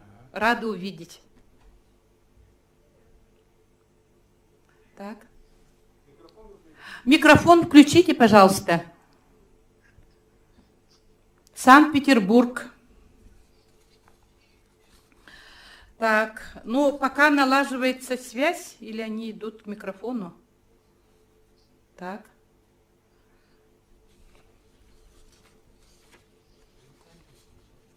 Они сами не включают? Так, ну ладно. Идем дальше. Слово для выступления. Кравцову перешли Юрию Николаевичу. Здравствуйте, Юрий Николаевич, Добрый пожалуйста. День, добрый день. Мы вас слушаем. Ваши поздравления в темпе. Желающих очень много выступить. Пожалуйста. Можно говорить? Да, можно говорить. Да, пожалуйста. Уважаемый Дмитрий Иванович, мне очень приятно поздравить вас с таким замечательным юбилеем. Мне посчастливилось в своей жизни поработать с первым президентом нашей республики, еще горкома комсомола города Якутска, а затем уже в кадровом управлении при президенте, в котором тогда было всего 3 человека. Вот. И когда распускался наш уважаемый Верховный Совет, я очень хорошо это помню, Климент Егорович тогда обращался ко мне, что вот от вас зависит судьба наших депутатов. И мне, конечно, очень радостно, что все были трудоустроены, все вот, отдали честь нашей республике. Я, Климент Егорович, тоже очень поддерживаю выступление Василия Михайловича Власова и Андрея Александровича Федотова относительно того, чтобы вы продолжали то начатое дело, которое нужно для истории нашей республики, особенно, как вот Василий Михайлович подчеркивал, для молодого поколения, чтобы они знали, какой путь прошли вы в те времена вместе со своими соратниками. И что хочется, чтобы вы всегда выступали так же отчаянно и боролись за процветание нашей республики. Вот. Я каждый день, утром и вечером, всегда слежу за новостями нашей республики. И мне приятно, что вы выступаете, что особенно подчеркиваю в своих выступлениях Василий Михайлович и Андрей Сандомирович. И особенно, что вам удается поднять общественность нашей республики на решение важных сейчас стоящих задач, в том числе отстаивая интересы, вот в частности последний пример отстаивания против слияния национального нашего театра, балета, танца и театра эстрады. Вот. Мы здесь, Гавриилом Афанасьевичем Троевым, будучи членами общественного совета, при прессе и другими членами Совета стараемся делать все от нас зависящее, чтобы наша республика процветала. И особенно, конечно, главную ставку, главное внимание мы уделяем нашему молодому поколению, нашим студентам, которые обучаются в нашем городе. И, конечно, очень благодарим наше старшее поколение и прежде всего вас, Климент Егорович, за тот неоценимый вклад, который вы сделали во имя и процветания нашей республики. Спасибо. Спасибо. Пожалуйста, коротко. Ваштаула Климент Егорович, Татьяна Ивановна, беге Аманны Тенджидовичич, Тугантесуллаха, и Москва, Тангален, Манна, ни молодежи Якутии, делегация Салайбекер, Антонова, Бельсермен, Кюмбегнегадзела, Биге, Эрмен Дехайдер, Антон, урок, когда ходаки ходили в Москву, Владимир Ильичу, также мы поехали с Тимуром Вороновым, Иваном Докторовым и я письмом открыть постоянное представительство просьбой как-то содействовать открытию постоянного представительства в Ленинграде. Это письмо я вручил Клименте Егоровичу. В 1995 году уже здесь открывался постоянное представительство, возглавлял Василий Васильевич Скрябин. Мы очень гордимся своей республикой. И сейчас у нас есть своя территория, свой дом, где мы в радости и в горести всегда приходим и всегда собираемся здесь, вспоминаем, гордимся нашей республикой и все вместе работаем во благо нашей республики. Уруй Айхау, Климент Егорович, Татьяна Ивановна. Махтал. Слово для выступления предоставляется народному депутату Республики Саха-Якутия 3, 4, 5, 6 созывов, генеральному директору общества с ограниченной ответственностью «Арктик Капитал», почетному гражданину Алекминского, Сунтарского, Анабарского и Хангаласского улусов, заслуженному работнику народного хозяйства Республики Саха-Якутия Матвею Николаевичу Евсееву. Климент Егорович, Күнді Татьяна Ивановна. Бүгін 15 саскын толы юбилейдақ күнінен икетік істелінік ағадылетін күнінен. Уважаемый Климент Егорович, примите мои самые теплые, сердечные поздравления юбилеем 85-летия. Вы как видный государственный деятель, гражданин, патриот России, земляк и старший друг, наставник, всегда являетесь для меня лично и всей общественности республики несомненным авторитетом, ярким политиком, умеющим решать поставленные задачи на любом уровне властной вертикали, компетентным в любых вопросах государственного устройства и народного хозяйства, образцом патриотизма, гражданской ответственности и общественной активности. Благодарен судьбе, что мне довелось работать рядом с вами в парламенте Республики Саха-Якутия. К тому времени вы уже прошли самые сложные годы становления современной государственности в стране в качестве депутата Верховного Совета СССР и АССР, когда от каждого депутата зависело будущее страны и республики. Определялись стратегические цели переустройства государства, при этом утверждались принципы суверенности нашей республики в составе новой России. В те годы, когда я только начинал свою депутатскую деятельность, ваши дальновидные и дельные советы, ваш пример человека высоких человеческих и моральных качеств, интеллигентности и мудрости давали стимул и помогали депутатской деятельности. А также мы работали, начиная с 2008 по 2016 годы в компании «Алмаз-Анабара». Особенно с теплотой вспоминаю вот эти 8 лет совместной работы. Как раз в это время мы прошли полную диверсификацию, глубокую диверсификацию нашей компании и занимались сельским хозяйством, строительством, переработкой и многими-многими другими.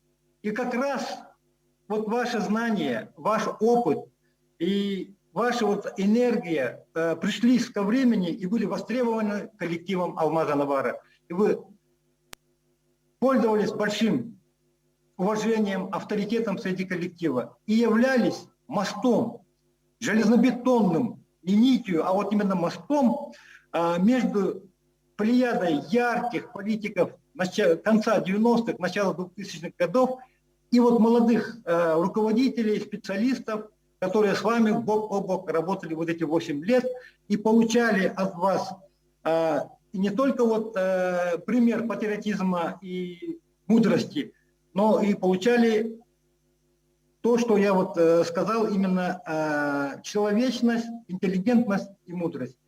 Я вот в этот день знаменательного юбилея хотел бы выразить вам свою искреннюю благодарность за поддержку, за то, что вы щедро делитесь своим жизненным опытом, мудростью, неустанно ратуете за стабильное будущее республики и развитие России. Желаю вам, Климент Егорович, крепкого здоровья, оптимизма, заботы близких и родных, благополучия в семье. Дай Бог долгих лет жизни. Спасибо. Слово для выступления предоставляется президенту Северо-Восточного федерального университета имени Максима Кировича Аммосова, доктору педагогических наук, академику Российской академии образования, народному депутату Республики Саха-Якутия 5-го созыва, почетному гражданину Республики Саха-Якутия Евгении Саевне Михайловой.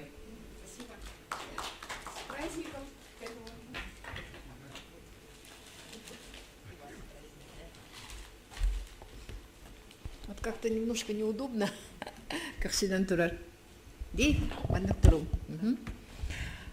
Уважаемый, любимый, дорогой наш Климент Егорович, от имени нашего очень большого 22-тысячного коллектива творческого, сплоченного, и, конечно же, вот как сегодня все правильно говорили, гордящихся своими молодыми кадрами, студентами, аспирантами, Ордена Дружбы народов Северо-Восточного федерального университета, одного из 10 федеральных университетов в нашей стране и одного из 30 ведущих университетов уже на мировом рынке образовательных услуг. Я тепло и сердечно поздравляю вас с днем рождения. С большой радостью мы сегодня все отмечаем, что вам всего-то 85 лет. Как моя мама говорила, осталось-то всего-то 15 лет до старости. Поэтому я хочу пожелать вам много-много сил, энергии, чтобы вы исполнили. Еще, возможно, есть такие идеи, планы, которые вы еще не претворили в жизнь. А еще я хочу пожелать вам, вот как сегодня опять-таки правильно говорили, те ваши мудрые мысли, о которых, оказывается, не только я одна читаю, но сегодня казалось так, что все сегодня читают. Так оно, наверное, и правильно, чтобы это все было доведено до наших молодых коллег, до подрастающего поколения.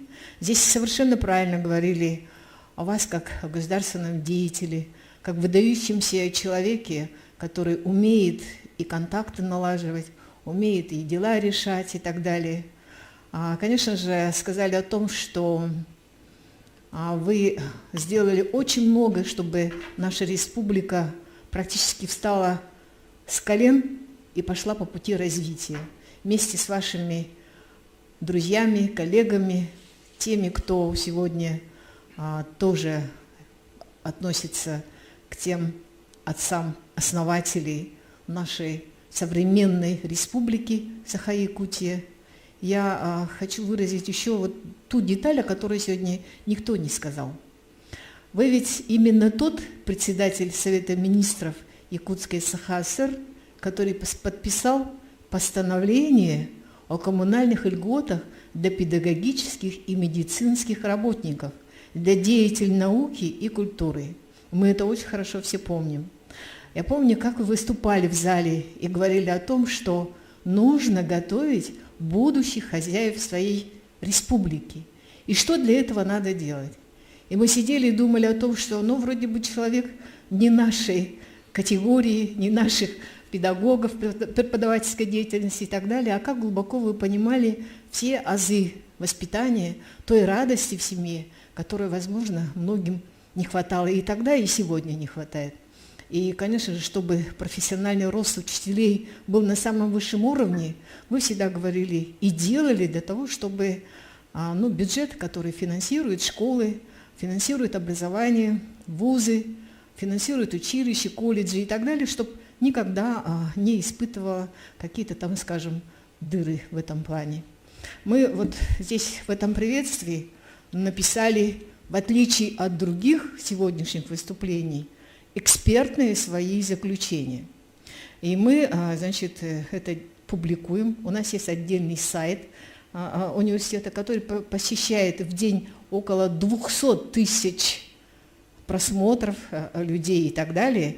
И мы бы очень хотели, чтобы наше молодое поколение действительно понимало, что и до них были люди, которые думали о будущем.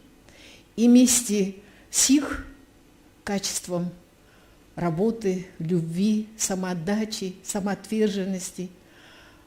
Я тут даже написала «нещадно к себе трудолюбие». Мне говорят, так не бывает. Я говорю, но у Климента Егоровича, говорю, бывает. Именно нещадное к себе трудолюбие. Именно ядерная интуиция руководителя. И вот эти самые качества, плюс все ваши человеческие качества, о которых мы сегодня говорили, честность, правдивость, порядочность и, конечно же, мужские, настоящие качества, решительность, мужество, снискали уважение и будут долго-долго служить нам и образцом, и эталоном, и, конечно же, стандартом. А мы постараемся, чтобы все так получилось. И тут я немножко себе прибавила. Вот до сих пор думаю, сколько лет уже прошло, более 30 лет, примерно так, наверное, да? У вас есть такая очень, видимо, только ваша собственная в этом плане ирония, вперемешку с такой доброй шуткой. Я вот, уважаемые коллеги, вот до сих пор думаю, похвалил меня Климент Егорович или покритиковал. Он даже на собрании сказал, вот у нас Евгения Исаевна не загружает постпредство, сама напрямую выходит в министерство и там вопросы решает. А потом нам пишет для сведения. И так как вы потом в конце сказали о том, что надо делать тем министрам, которые только пришли работать, а мы, как раз с Галиной Акентьевной Данчиковой, она стала первым заместителем министра финансов, сидели и говорили, так Климент Егорович вас похвалил или покритиковал? Но я думаю, что, может, вы сегодня скажете. Конечно, я потом подумала о том, что действительно надо прийти к Клименту Егоровичу и рассказать о тех проблемах, которые есть в образовании. И я пришла на прием. Мне сказали, полчаса у вас будет, уважаемый министр образования, но мы с Климентом Егоровичем проговорили 2 часа обо всем. И с тех пор я очень трепетно отношусь к вашим притчам, к вашим шуткам, анекдотам, рассказам. Я помню, как вы говорили про Николая Васильевича Гоголя и об его лучших туфлях. Помните, да, Климент Егорович? Как вы рассказывали о русском крестьянине, у которого были самые лучшие лапти в мире, это лучше или нет ли, после того, как человек посетит, скажем, там Европу, например. И, конечно же, ваши очень хорошие рассказы об алекминских боевых женщинах, начиная с Марии Нартаховой и, конечно же, включая и Секлитею Курчатову, и нашу Зою Корнилову, и, конечно же, сестер Мапыровых. И я после этого, когда любой руководитель, неважно, кто перед этим руководителем стоит, и когда касается именно тех знакомых людей, именно тех черт, которые кажутся тебе очень нужны, необходимы и так далее, и вдруг они бывают затронуты, конечно же, всегда приятно и пообщаться, и, конечно же, получить наставление, совет, консультацию и так далее. И я здесь вот написала о том, что как мы с вами пробивали план строительства школ и детских садов в городе Якутске, например, Мне никто не верил, что можно так сходу, буквально за год, правительство, что подписало такой большой-большой документ. А Климент Егорович подписал.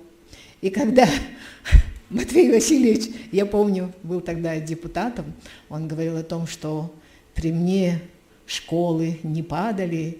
Конечно же, Климент Егорович, помните, вы все смеялись и сказали, ну тут разница большая, третья школа, она каменно-трехэтажная, помните, да?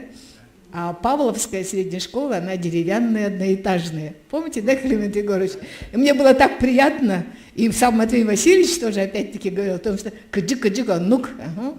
И вот когда было принято вот такое очень хорошее решение Верховного Совета, конечно же, я об этом всегда рассказываю нашим учителям и всегда говорю о том, что как здорово, когда ваши руководители, наши руководители, когда они отличаются не только знаниями, не только компетенциями, но еще и терпением, еще и выдержкой, еще, конечно же, яркой стойкостью, устойчивостью во все времена и во все события. И, конечно же, мы хотим вам пожелать оставаться таким же стойким, таким же несгибаемым, таким же сильным и счастливым человеком. Берегите себя, берегите Татьяну Ивановну, и вы для нас самые высшие пробы. Поэтому мы решили подарить вам аж 50 рублей 999 пробы. И немножко, может быть, ну так посчитали, вслед за 85-м наступает 90-й, потом 95, потом 100, потом 105, 110. Самый настоящий юбилей будет 125. Ну и вот эти 50 рублей, они обозначают Георгия Победоносца. Мы бы очень хотели, чтобы вы были всегда с нами, всегда свои критические замечания или воспоминания, которые вы всегда делаете очень деликатно, очень правильно, очень чувственно и всегда к месту, в отличие от некоторых, к сожалению, приходится констатировать, мы хотим вас поблагодарить. Оставайтесь таким же уважаемым, любимым человеком. И в этом, я думаю, большая заслуга нашей Татьяны Ивановны. Спасибо вам, что вы есть, и здоровья. Разрешите вам вручить. Спасибо. Слово для выступления предоставляется заместителю генерального директора акционерного общества «Стройтрест», строительной компании «Мост», председателю правительства Республики Саха-Якутия с 2002 по 2003 годы, заслуженному строителю Российской Федерации, заслуженному работнику Народного хозяйства Республики Саха-Якутия Семену Николаевичу Назарову.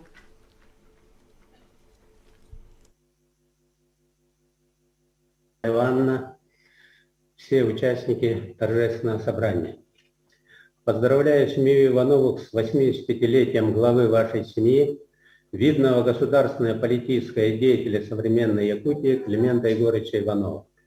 Если взглянуть на биографию Климента Егоровича, то его трудовая деятельность, его активная политическая, общественная и жизненная позиция целиком и полностью направлена на развитие родной республики, благополучие ее многонационального народа.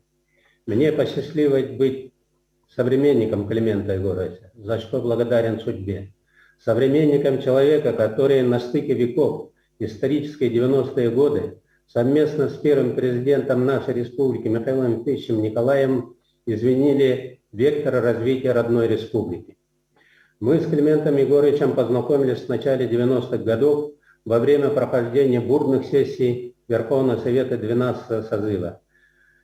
Он тогда был депутатом Верховного Совета СССР и всегда принимал участие в работе парламента родной республики.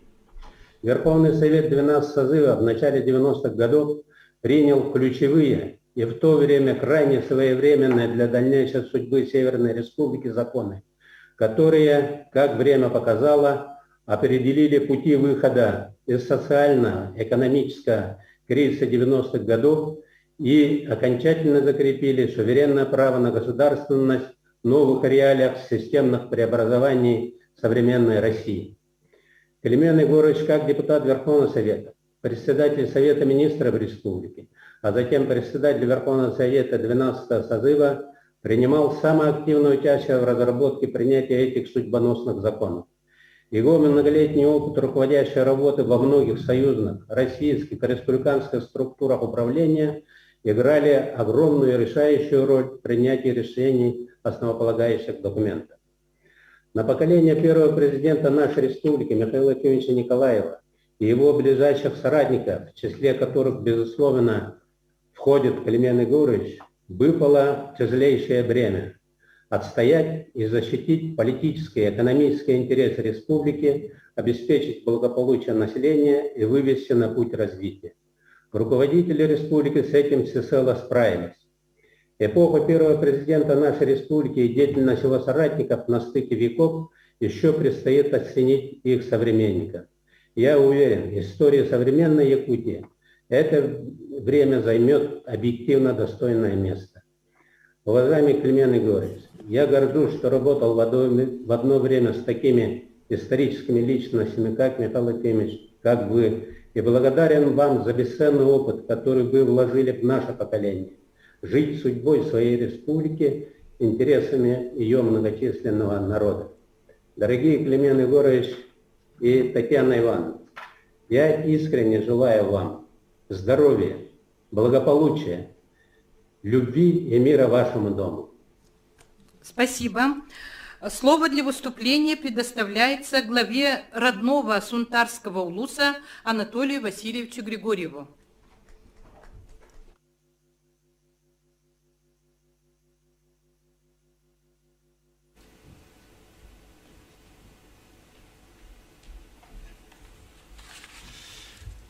Артыктавуллах, Климент Егорович, Татьяна Ивановна. Оставуллах, Климент Егорович, егіне өргөйдөх, үбілегітінен, ағуым 5 сылғытынан, дойдығыт, сұнтарғыт, жонын хәргетін атыттан, тұз бәм апыттан, итетік істіңнік әғірделебін. Климент Егорович, сұнтардар, жолларғыр төрәбіт кеге. Онта жа Климент Егорович бігеге егіннен ұлыс кен тұттабыт. Оннаттан Климент Егоровичка сұнтардар аттарыттан урый айхал болуқтын.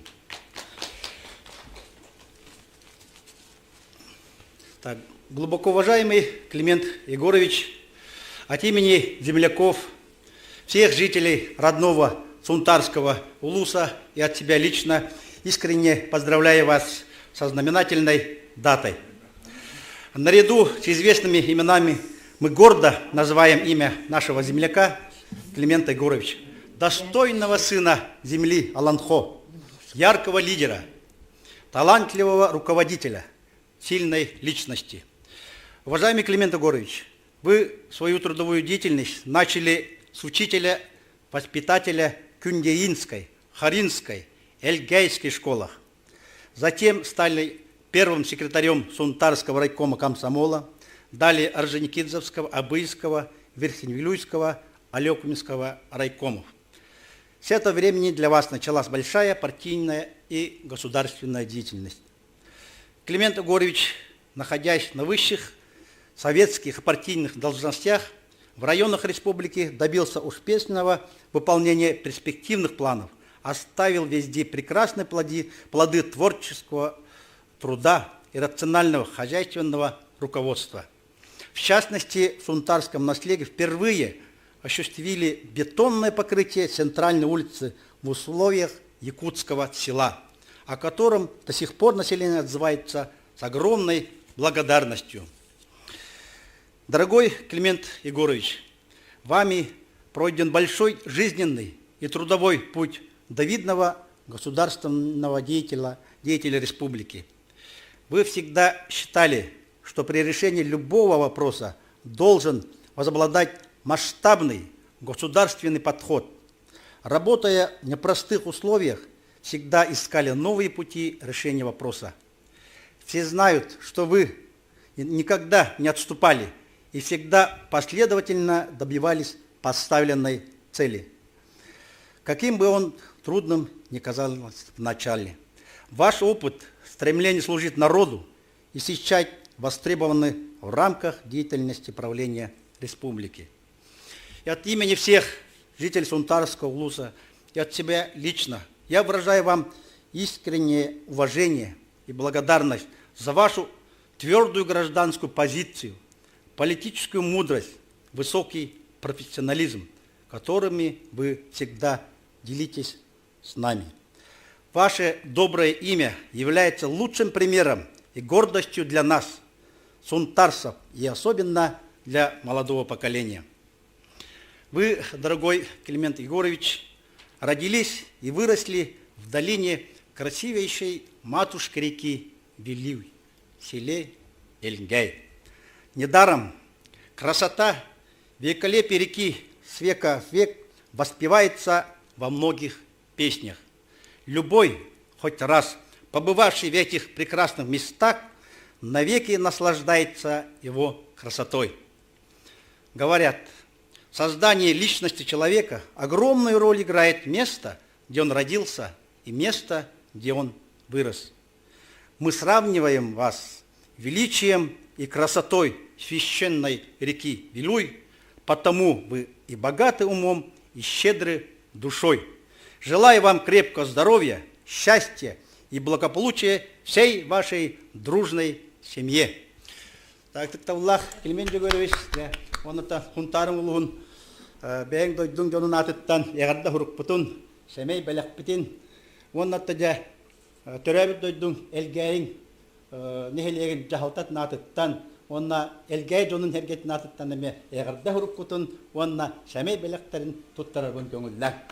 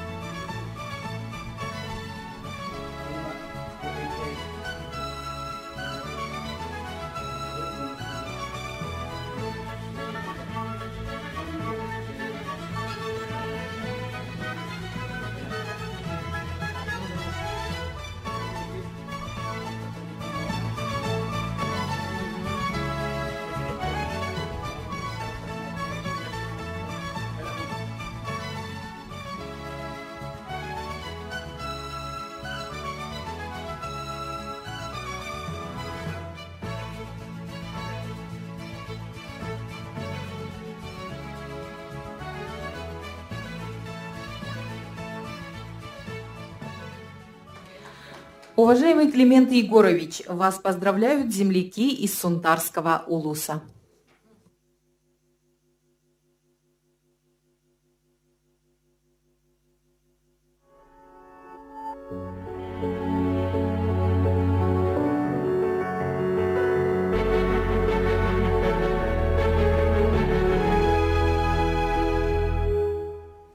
Климент Егорович Иванов курдук улу Москваннан, Арас районнарынан республика самай эппеттях доғыныстаргар история тосту улар елах кердис кемигер ситихилахты күлеләбіт салаячы Берт Ақсаннақ, төрәбіт тойдутугар Сунтар улуғығар қалларбыт сола иихе, райком берседателінен үлелер кемигер үлеләбіт үләті білігнәңі дері ақтылар. Убастывыллах Климент Егорович, Эхегени улус депутаттарын онна тус беймаппыттан өргөддәк юбилей күнінен итеті кестінник әғадделибін. Эн сүрдәк устук кемнерге кен далахыннақ үләғін, үрдік профессиональнай тахымғын, салаяр жоғыргун бир дойдулақтарын улаханлык сыналыбыт онна ытыктыбыт. Сақабыт сире бир бөғі тұруқтақ боларгар, онна сайдарыгар, үлеләбіт үләң, народ олығы тупсарыгар кыхамнең, төрөбіт дойдун айылғатын тұғығар күстәқ тұрорсуларын, төріт культура бұт сайдарығар кескілләқ әтейлерін бігеқа улахан убастыбылы өскетер. Күнайы хивәс бітім бұғалық біт. Отырыта атамы кәпсәп бітім. Баған амаллағына 15 састақ білігін мен 96 бар олыр обынды. Мен хаспарасы тәбән қарпақ кәті ерігер бағарабын. Үтік табыллақ Климент Егорович. Бұл аспыт кемнерге сетихиләқті күлелән қамсан, жоңғыныр оққа әлбәқ туғаны ағалбыт үлән қамнағын түбіңінен доғыян, üyelenäktiriň attırıktan istirahat bitti nagadalibit. Ытыктабыллах Климен Егорович, агон бес саскын толбукынан үрөгөддө хөбүлөгүнөн сумтар улугун үрөгөтүн саламтаттан, оны туз беймаппыттан итетигистинник эгерделебин. Өркемдерге арас үрдүк тахымнах догностарга үллән келдиң, онун бихи маннык би дойдулах бубарытан үрдәгән ден үрәбит. Ытыктабыллах Климен Егорович, эйгин юбилейдах сылгынан элге эжонун хәркетин атыттан итетигистинник эгерделебит. Бары этибит кыржары билимекке уун кең олоктонон эсудаганы республика тугугар үбери амалы жаргар оното ологуң аргыгар Татьяна Ивановнага бейгар багарабыт доробияны биге 2015 сылакка саңа тас осколага өренек кетпекпит. Бу оскола тутулута хүрдах угнете. Бу манна бейтин улахан кылатын Биас колабыт выпускника, биге элгейбитер төрөбүт, сүдікі хибет Иванов Климен Егорович болар. 2016 сыллаққа биас колабыт библиотека тыгары Климен Егорович ата инерилли бите.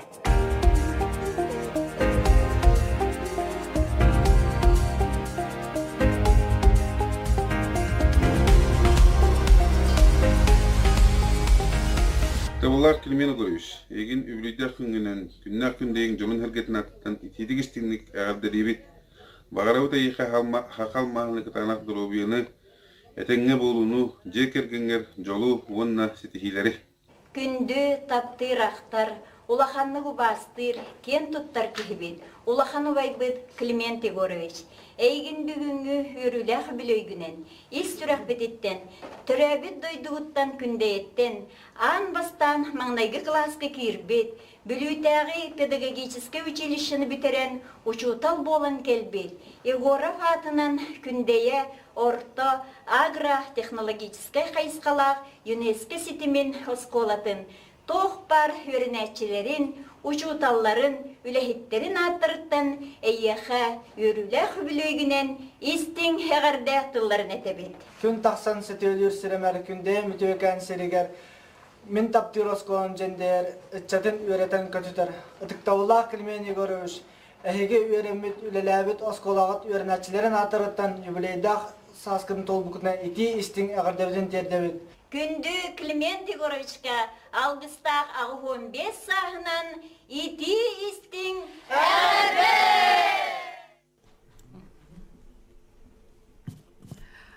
Махтал. Слово для выступления предоставляется главе муниципального района Абыйский Улус Станиславу Яновичу Сюксинскому.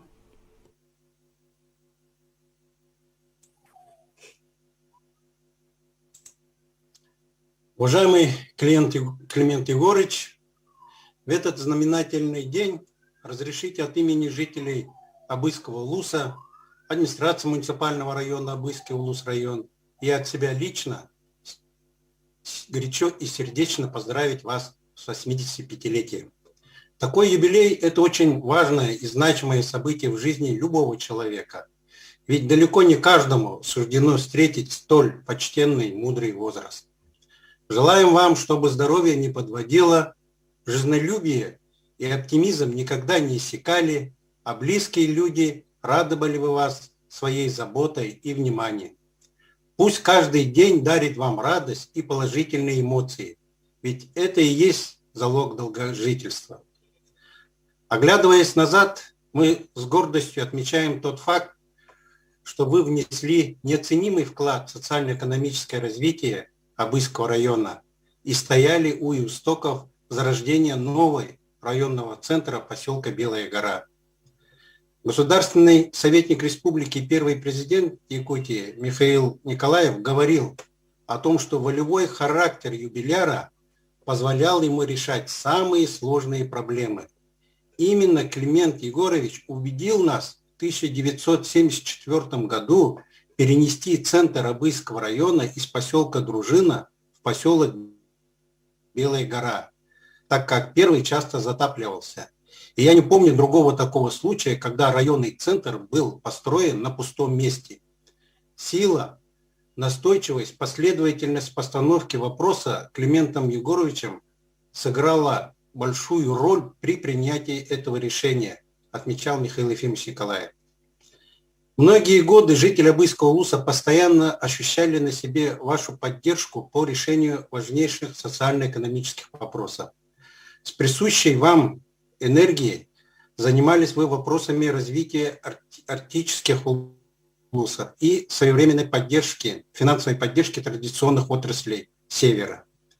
Мы знаем вас как прекрасного, умного собеседника, заражающего всех вокруг своими идеями, оптимизмом, видением направлений развития общества.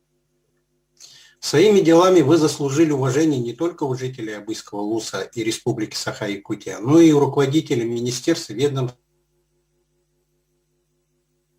руководства Российской Федерации, Дальневосточного федерального округа, федеральных органов исполнительной власти.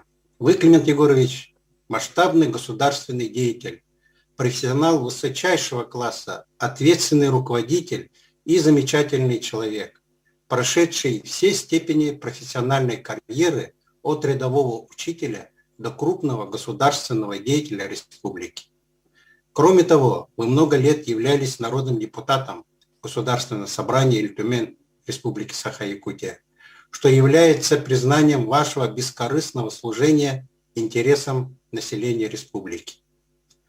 Желаем вам, уважаемый Климент Егорович, крепкого здоровья, неиссякаемой бодрости на долгие годы, благополучия родным и близким и уверенности в завтрашнем дне. Спасибо. Спасибо. Слово для выступления предоставляется первому заместителю главы муниципального района Верхневилюйский улус Семену Анатольевичу Михалеву.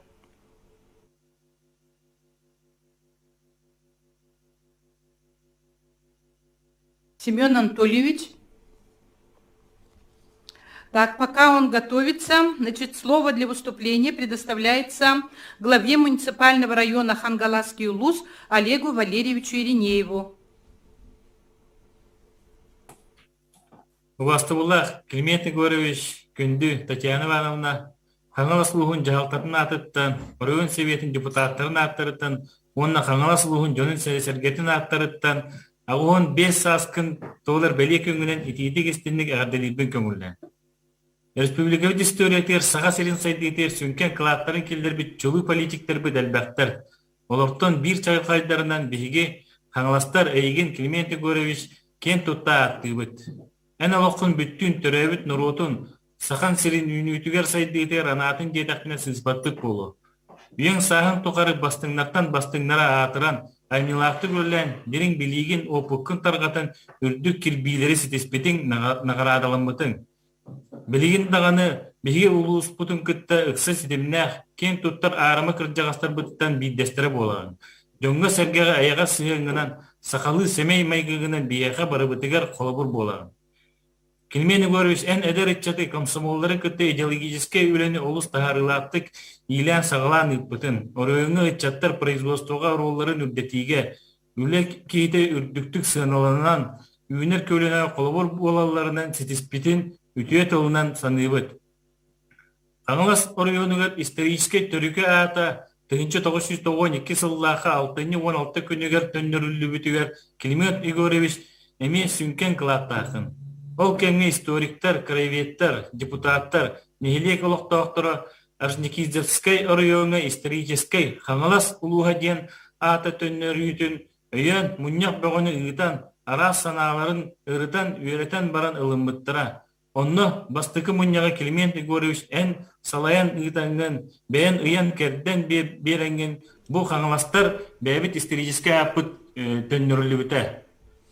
Үтіктабыллах Климент Егорович, bu бүгінгі үйірілік күнгер айбақ жонын үтіе тылын, білер жонын бейіребілін істен, атас жонын алғыстарын, үтчет жонын ұтықтабылын ұлан, еннекетін дағаны ақсаба жолы ұрғынан, білігінен, көрігінен, әттімнеяқтық әрдінен, кемейліяқтық кейріс, тұрурумукун тұрулас, бағарабы түйгін дұровені, жек әргенер жолы соргыны, әрбәқ сырдық үтіе тыл ұраларын толынлар, кыйыларын бихиребилдине турдуннар ден. Онноты бихи хангаластар музыкальный агардебитин тиреддербитин көңүлле.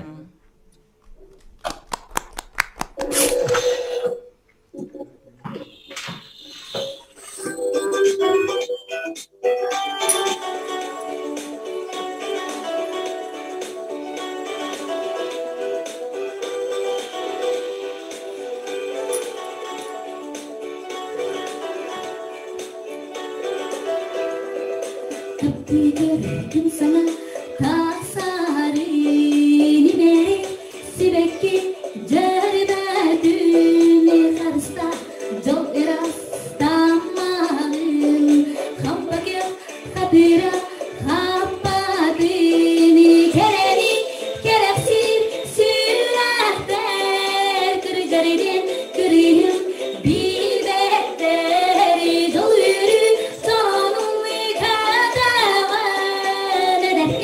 Waktara süpete Kereni kereksiri sürehte Kahanda kahıdi bilbekteri Kihini yüerdeler örüdüğüne Kedekte kaygaltan büyükbekleri Kereni kereksir sürehter Kırıcariden kırıyım bilbekteri Doyuru sorunum mükadağın ederken Vaktara süptekler Hey! Kıymetli görüş, ergeyler kıbrı ginen İdi istek erdel Спасибо.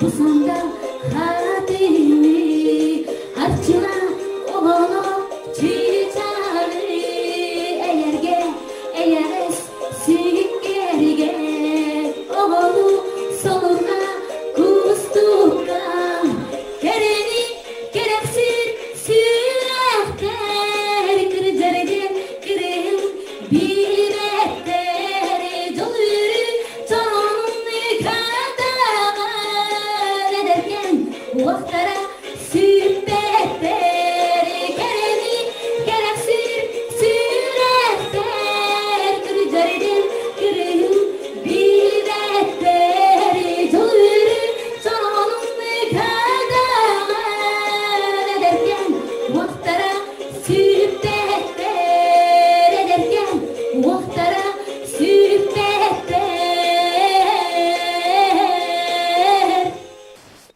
Спасибо. Слово передаю Верхневилюйскому Лусу. Пожалуйста.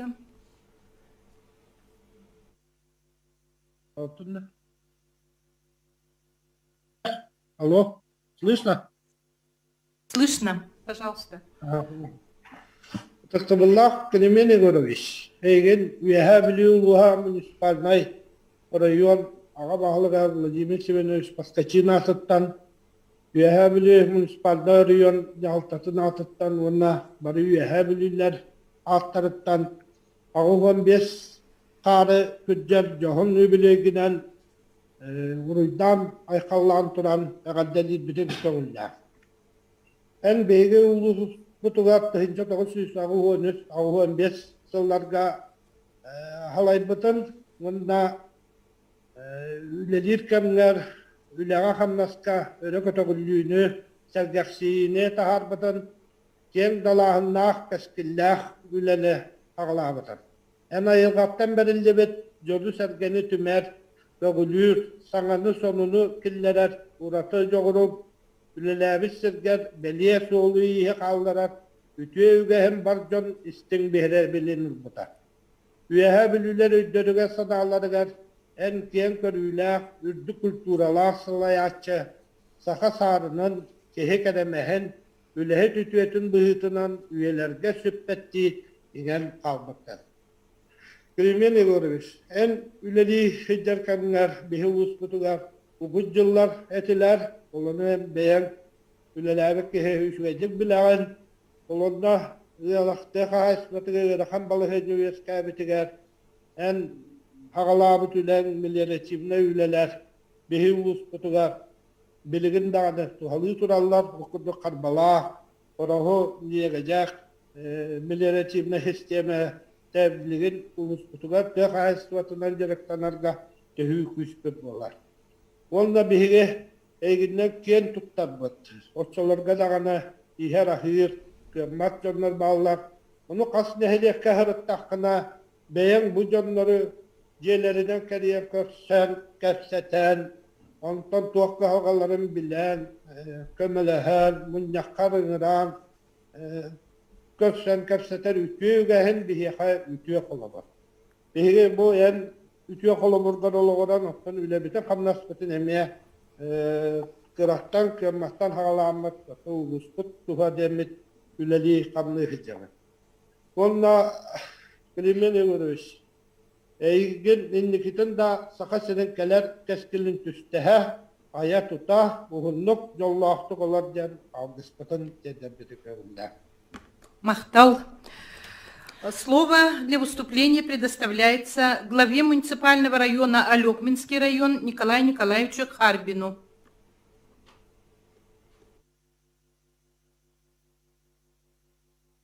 Звук, пожалуйста.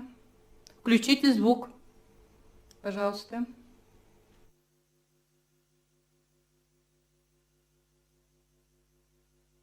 Николай Николаевич, звук. Ага, пожалуйста. Так, меня слышно, видно? Да, сейчас хорошо. И слышно, и видно, пожалуйста. Уважаемый Климент Егорович, с большим удовольствием присоединяюсь к коллегам и поздравляю вас с юбилейным днем рождения. Пользуясь возможностью, хотелось бы выразить искреннее восхищение вашим трудом. На протяжении многих лет ваша активная государственная и общественная деятельность направлена на защиту интересов граждан нашей республики. Вы являетесь ярким примером настоящего патриота, профессионала и талантливого руководителя, который внес бесценный вклад в социально-экономическое и общественно-политическое развитие Республики Саха-Якутия и нашего Алекминского района. Общаясь с коллегами, которые работали вашу бытность в нашем районе, все очень тепло отзываются и помнят как мудрого и преданного своему делу государственного и общественного деятеля. От имени администрации Алекминского района, от имени жителей Алекминского района и от себя лично тепло и сердечно поздравляю вас с этим замечательным днем. Желаю неиссякаемой энергии, совершения всех начинаний и планов, благополучия и крепкого здоровья вам и вашим близким. Спасибо. От Алекминского улуса Клименту Егоровичу вручается приветственный адрес и памятный сувенир. Слово для выступления предоставляется заместителю главы руководителя аппарата окружной администрации города Якутск Руслану Владимировичу Тимофееву. Глубоко уважаемый Климент Егорович, от имени руководства окружной администрации, от имени жителей города Якутска и от себя лично сердечно поздравляю вас с вашим замечательным юбилеем. Якутяне знают вас как видного государственного и общественного деятеля, руководителя, внесшего особый вклад в становление и укрепление российского федерализма и государственности Республики Саха-Якутия. С вашим именем связаны разработка и принятие важнейших исторических документов, Декларации о государственном суверенитете и Конституции Республики Саха-Якутия. На каком бы вы поприще ни трудились, куда бы вас ни направила Родина, везде вы без остатка использовали свой богатый жизненный управленческий опыт, творческую энергию, житейскую мудрость. Благодаря вашей открытости, внимательному отношению к нуждам людей вы заслужили высокий авторитет у коллег и у жителей республики. Ваш вклад в социально-экономическое развитие Якутии, промышленности, сельского хозяйства по праву отмечен высокими государственными наградами и почетными званиями. Имя Климента Иванова навсегда вписано в историю родной республики. Уважаемый Климент Егорович, примите наши искренние поздравления с юбилеем, желаем вам долгих лет жизни, крепкого здоровья, энергии для добрых дел, радости, благополучия вам, вашим родным и близким. От окружной администрации города Якутск юбиляру вручается приветственный адрес и памятный сувенир. Климент Егорович также является активным пользователем и автором дневников на веб-сайте ЕКТ.ру и в популярных социальных сетях, например, Facebook. Слово для поздравления от имени блогерского сообщества нашей республики предоставляется председателю Якутского регионального отделения общества Россия и Япония, члену Общественной палаты республики 4-го созыва, известному блогеру Николаю Андреевичу Барамыгину.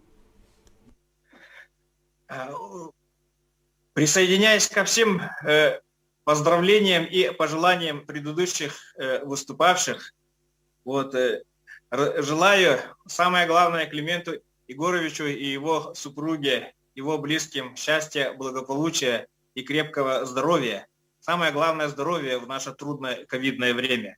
И я хотел бы просто начать с того, что Климент Егорович вместе с Михаилом Ефимовичем Николаевым сыграли огромную роль в моей судьбе. Климент Егорович Иванов стоял у истоков прямых внешнеэкономических связей Республики Саха-Якутия.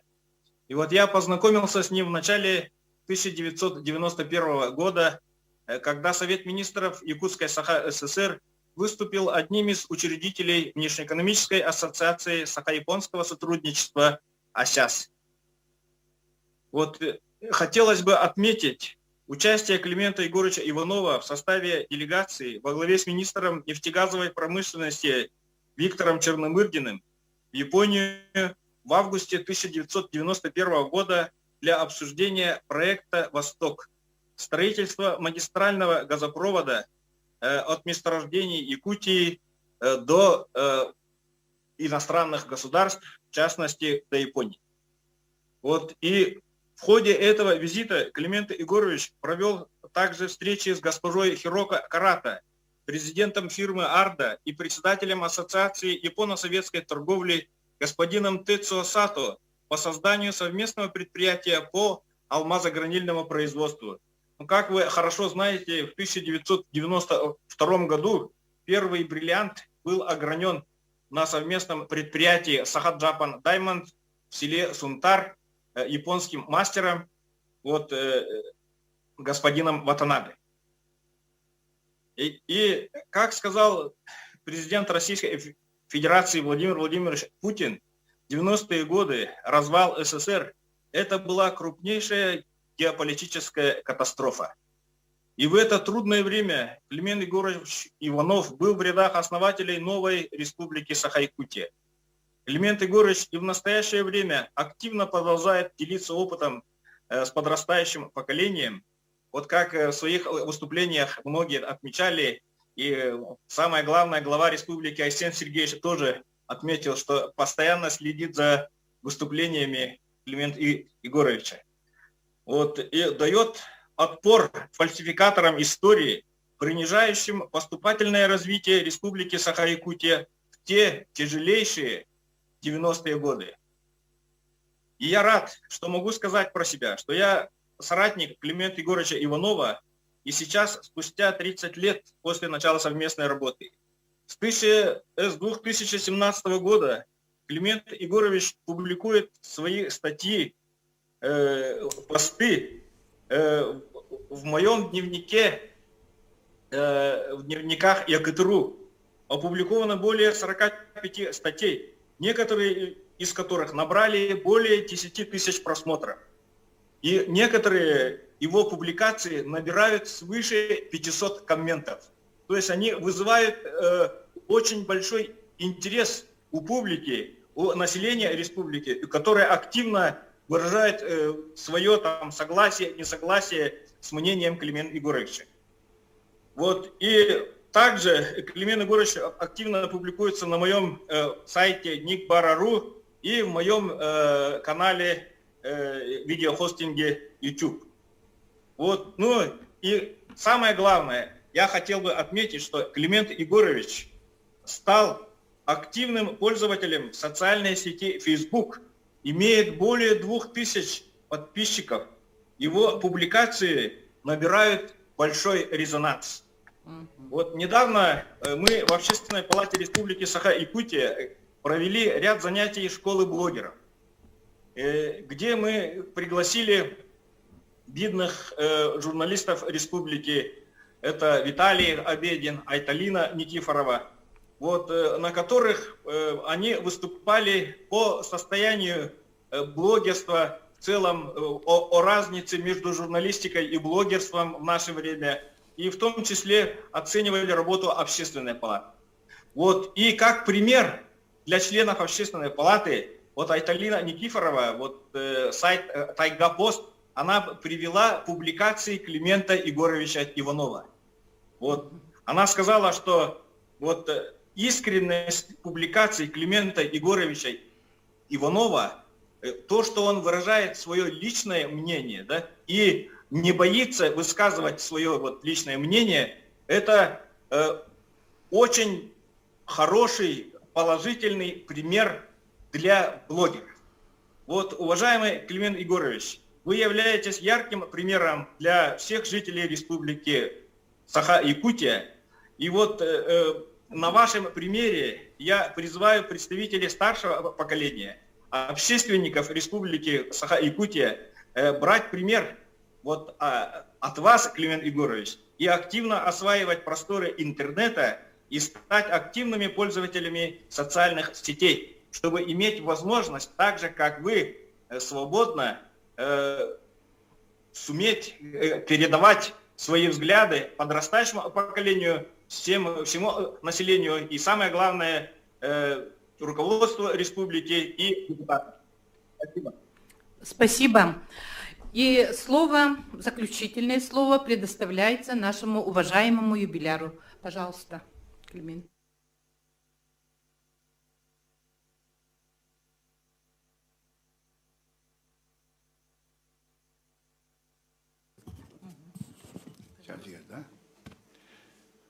Уважаемые друзья, товарищи, дорогие участники сегодняшнего мероприятия, прежде всего выражаю глубокую благодарность руководству Республики Айсену Сергеевичу, Алексею Ильичу, Ольге Валерьевне, Антонине Афанасьевне и членам комиссии за столь высокое внимание к моему юбилею, да еще в таких трудных условиях пандемии. Да, действительно прожито немало, 85 лет, а трудовая деятельность длилась свыше 60 лет. Я воспринимаю сегодняшнее мероприятие не только как чествование юбилея одного человека, а как свидетель, показатель живой связи и как передача жизненного опыта старшего поколения к молодым.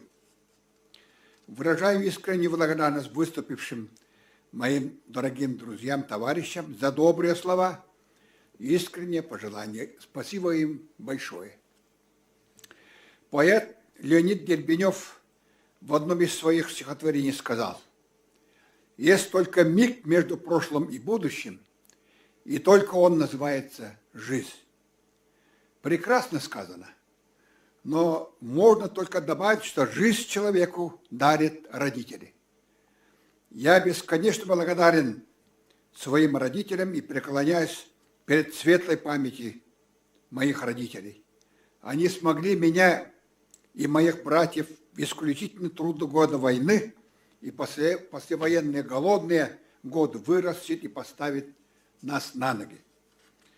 Уже прожито, я уже говорил, 85 лет, и детство незабываемо, и поэтому мне даже сегодня в таком возрасте кажется, что совсем недавно меня качала мать на своих руках. Оставшиеся в памяти эпизоды иногда вызывают приятную тоску по молодости. Школьные годы для меня открыли дверь в будущее. Как и все школьники, я хотел стать таким же грамотным, умным, и как наши любимые учителя. Прошел, как и все, годы становления личности в комсомоле. Вновь и вновь хочу сегодня сказать, что комсомол для многих из нашего поколения был настоящей школой возмужания. Первый опыт и серьезную закалку для дальнейшей деятельности я получил, работая первым секретарем Сунтарского и Орджоникидзевского райкома в комсомоле в далеком начале 60-х годов. После окончания Хабаровской высшей партийной школы мне было доверено руководить развитием нескольких районов – Бабыйского, Сунтарского, Верхоневрюйского, Алекинского. Для развития этих районов задумок и планов было много. Я благодарен своим коллективам, активно и плодотворно проработавшим со мной для реализации этих планов. Помню, как с чувством волнения я начал работать в новой структуре управления аграрным сектором, первым заместителем председателя Госагропрома, министром сельского хозяйства и членом правительства. И это были достаточно ответственные годы совершенствования структуры управления агропромышленным комплексом и реализации продовольственной программы. С большим уважением и благодарностью вспоминаю о своих крупных руководителях, очень одаренных, способных. Гаврила Ильича Чиряева, Юрия Николаевича Прокопьева, Ивана Ивановича Петрова, Сергея Николаевича Маркина, Александру Яковлевича Овчинникову, Евдокию Николаевну Горохову. Время шло. В стране политическая ситуация изменилась. Пока мы работали более-менее спокойно, в Москве началась перестройка. Скоро она докатилась и до нас. Впервые на альтернативной основе я был избран депутатом Верховного Совета СССР. Когда на карте была поставлена судьба близких, сограждан всего народа, приходилось выбирать между партийным долгом и гражданской ответственностью. Это было так на самом деле, действительно. Партия постепенно сдавала свои позиции. После аннулирования 6-й статьи Конституции СССР начался процесс разделения функций отторжения партии от государства. При сложившейся ситуации большинство граждан России и партийцы сделали свой выбор. Борьба за судьбу своего народа, за перемены и за демократию. Таким образом, судьба определила мое активное участие за вывод республики из глубокого экономического кризиса, за жизнь народа от страданий и нищеты. И поэтому значительный период моей жизнедеятельности совпал с переходом с одной общественно-политической системы в другую, который прошел в очень трудных условиях политического и экономического кризиса. В высоты сегодняшнего дня я благодарен судьбе, что в те трудные годы я работал в команде Михаила Ефимовича Николаева, выполнял ответственные функции руководителя правительства и Верховного Совета 12-го созыва, постоянного представителя республики при президенте Российской Федерации. Большое видится издалека. И сегодня я со всей определенностью могу заявить, что, к счастью якутян, Михаилу Ефимовичу Николаеву выпала доля быть лидером республики в период политических потрясений и преобразований. Могу со всей ответственностью сегодня сказать, что Михаил Ефимович Николаев является созидателем новой демократической Якутии с правовым обществом, государством. Как вы знаете, в 90-м году для выхода республики из тяжелейшей ситуации Верховный Совет 12-го созыва без колебаний взял быка за рога, принял Декларацию о государственном суверенитете в составе Российской Федерации, также принял основополагающие законы, обеспечивающие самостоятельное финансирование социально-экономического развития. Принял новую конституцию. Республика перешла на демократический путь развития с правовой государственностью и гражданским обществом. И благодаря этому, в результате умелых и решительных действий председателя Верховного Совета, а затем первого президента, товарища Николаева, в течение 10 лет не только вышла наша республика из глубокого экономического кризиса, но шагнула вперед. И этого отрицать нельзя. Называю только две цифры. Если в 1989 году наша республика по социальной защищенности и материальному благосостоянию населения занимали 79 место по Российской Федерации, а в 1901 году по этим показателям наша республика вышла на 10 место. Это ваши действительные статистические данные. Одним словом, именно 90-е годы был заложен прочный фундамент сегодняшнего развития республики. К сожалению, научно обоснованной современной истории нашей республики еще нет. По этой причине то тут, то там появляются намеренные искажения сокровенной новой истории нашей республики. Наконец-то с удовлетворением ознакомился с серьезным научно обоснованным трудом известного юриста-ученого Валерия Тимофеевича Филиппова о законодательной деятельности Верховного Совета 12-го созыва. И, пользуясь случаем, от имени депутатов того созыва благодарю Валерия Тимофеевича за благородный поступок правдиво освещать непростую историю современной Якутии. С чувством удовлетворения и с чувством сожаления вспоминаю годы работы руководителем Саханефтегаза. Коллектив был очень высококвалифицированный. Работали маститые нефтяники, такие как Гребенкин Тихон Яковлевич, Матвей Владимир Дмитрий Данилович и многие другие. Работать было интересно, и мы очень многого добились. Но сегодня об этом, конечно, рассказать это время надо истратить. Печальным событием было отказ Ильтимена второго созыва поддержать освоение Талаканского месторождения после выигрыша крупного и серьезного конкурса. А верхняя палата Ильтимена, надо заметить, то есть нижняя палата верхнего Ильтимена, значит, на 100% поддержали этот проект постановления. Но эта тема тоже довольно обширная, отдельного разговора. Поэтому я очень коротко остановлюсь на то, что на ту сессию по приглашению руководства республики присутствовал и выступил один из корифеев ученых нефтегазовой отрасли, академик Российской академии наук Алексей Эмильевич Конторович. Я приведу отрывок из этого выступления на сессии Ильтимена, который обсуждал проблему Талакана. Вот такие слова. Сегодня вы должны вернуть истраченные на поиск и разведки нефти деньги. Цена $500 миллионов за получение лицензии за Талакан, о которой пишут многие, фантастически минимальная. Компания «Саханефтегаз», предложив $500 миллионов, сделала доброе дело.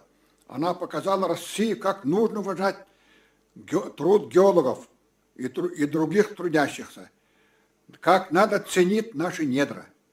Я могу простым расчетом доказать перед вами, что цена эта переминимальная. Уважаемые депутаты, вы не имеете права на ошибку. Прошу сделать правильный выбор, поддержать предложение президента и правительства. Это правильный ваш шаг обеспечит ускорение нефтегазовой промышленности в республике и вашему быстрому развитию, так как он обеспечит выход России на очень выгодный азиатско-тихоокеанский энергетический рынок. Заранее спасибо за мудрость и патриотизм. На этом закончил свое выступление товарищ Конторович. Вот его слова. Но, увы, мы по итогам голосования проиграли, 2 голоса не хватило. А знаменитый ученый Конторович разочарованно покачал головой и с унылым видом покинул зал. Вот такой итог был обсуждения этого важнейшего вопроса для развития республики на сессию 2-го созыва Государственного собрания Ильтимен. Кстати, Министерство природных ресурсов назначили 2-й конкурс по Талакан, где начальную цену конкурса, внимание, слушайте, пожалуйста, обозначили $900 миллионов. Это Министерство природных, там специалисты сидят. Правильно, наверное, они начальную цифру обозначили на такую сумму, на крупную. Как вы знаете, этот конкурс заинтересовал многих крупных зарубежных компаний. А наши заинтересованные компании и личности обладать этим жирным природным куском пошли другим путем. Отменили конкурс, применяя способ махинации, передали без конкурса Сургутнефтегазу. Такова печальная история. Чувство неудовлетворенности потерей Талакана, следовательно, потерей второго крыла экономического роста республики, иногда трогает меня до сегодняшнего дня. Но я думаю, что историки в последующем периоде разберутся и дадут соответствующие выводы. Одним из самых интересных этапов своей трудовой деятельности я считаю год работы в коллективе «Алмаза Навара» под руководством Матвея Николаевича Евсеева. Он за каких-то 15 лет от маленького отряда единомышленников выбил «Алмаза Навара» до крупнейшего в мире предприятия по добыче рассыпанных алмазов. Это, конечно, головокружительный успех. Матвей Николаевич Евсеев – настоящий лидер со стратегическим мышлением, с организаторскими способностями. Он на деле доказал знаменитый лозунг «Кадры решают все». Нам надо беречь таких кадров и максимально использовать естественный дар таких кадров. Как вы знаете, семья – это основа общества. Крепкая семья создает сплоченность, стабильность общества. Роль семьи для нас огромная, мы об этом все хорошо знаем. Когда я учился в Хабаровской высшей партийной школе, я встретил ранее знакомую Татьяну Савинову. Она в то время, когда мы познакомились, работала вторым секретарем Татинского райкома ВЛКСМ. Мы полюбили друг друга, поженились. С тех пор прошло 57 лет. Спокойная, с сильным характером. Спокойная, с сильным характером, мудрая, является моим крепким тылом. Август 1984 года принес в нашу семью огромное горе. Из рук юнца с бандитским характером погиб наш сын Саза. Мы с матерью возлагали на него большие надежды. Не утихает горечь утраты до сегодняшнего дня. Но это дело, наверное, все родители понимают. Дочь Людмила – наша радость и надежда. Зять Николай – наша опора. Они уже ветераны труда. Внук Александр – специалист с высшим образованием. Внучка Таня учится в школе. Они продолжатели нашего рода. У меня и сегодня много друзей. Это меня окрыляет, дает силу для продолжения жизни. И в конце я хотел бы подчеркнуть, что в демократическом обществе должна быть связь времен и поколений в виде продолжения традиций, углубления, расширения достигнутых рубежей в экономике, социальной защите населения и в других областях жизнедеятельности. Нам, якутянам, повезло, что президенты Штуроп и Борисов в свое время работали в команде первого президента Михаила Ефимовича Николаева, являются единомышленниками, истинными патриотами республики. Единомышленникам, я повторяю. Конечно, времена работы президента были разные, методы работы, способы решения вопросов не одинаковые, но бесспорно они внесли свой достойный вклад в развитие республики. Я не разделяю, а наоборот осуждаю мнение тех политиков, в кавычках, и журналистов, которые против воли самих же бывших президентов хотят устроить нездоровое соперничество между ними. Это в основном ведется в социальных сетях. Кто в социальные сети заходит, смотрит, то это видит. Вот прошло уже 3 года, как приступил к обязанностям Арсений Сергеевич Николаев, наш Илдархан. Мы на деле видим высокий уровень руководства республикой уже в новых условиях.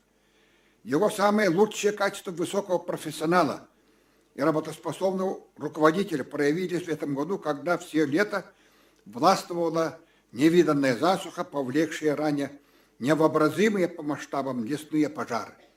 Все эти природные катаклизмы вовремя были преодолены. Внедряется технологический прорыв во многих сферах народного хозяйства.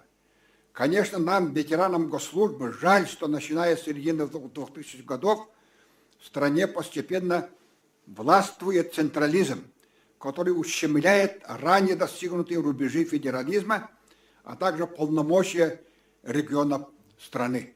И это усложняет работу наших руководителей. Это безусловно. Президент страны Владимир Владимирович Путин в прошлом году в одном из выступлений заявил о необходимости вернуть и расширить полномочия регионов. И это очень было радостно воспринято нами.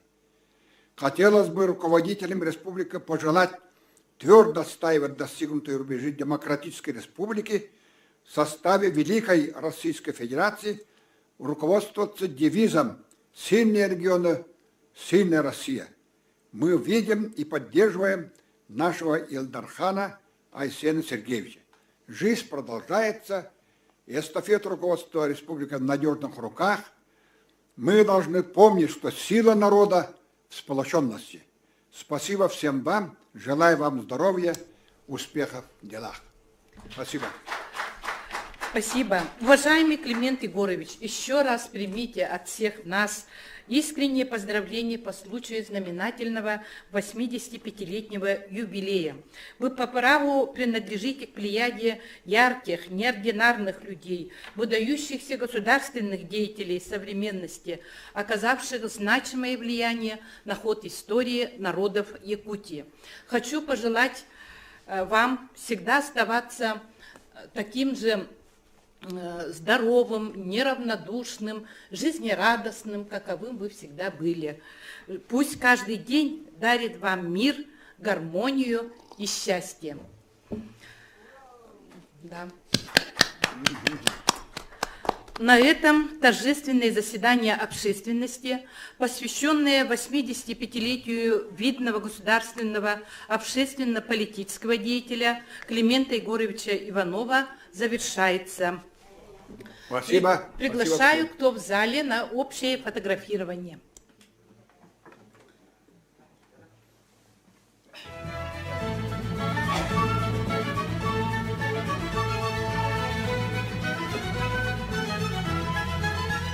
Record.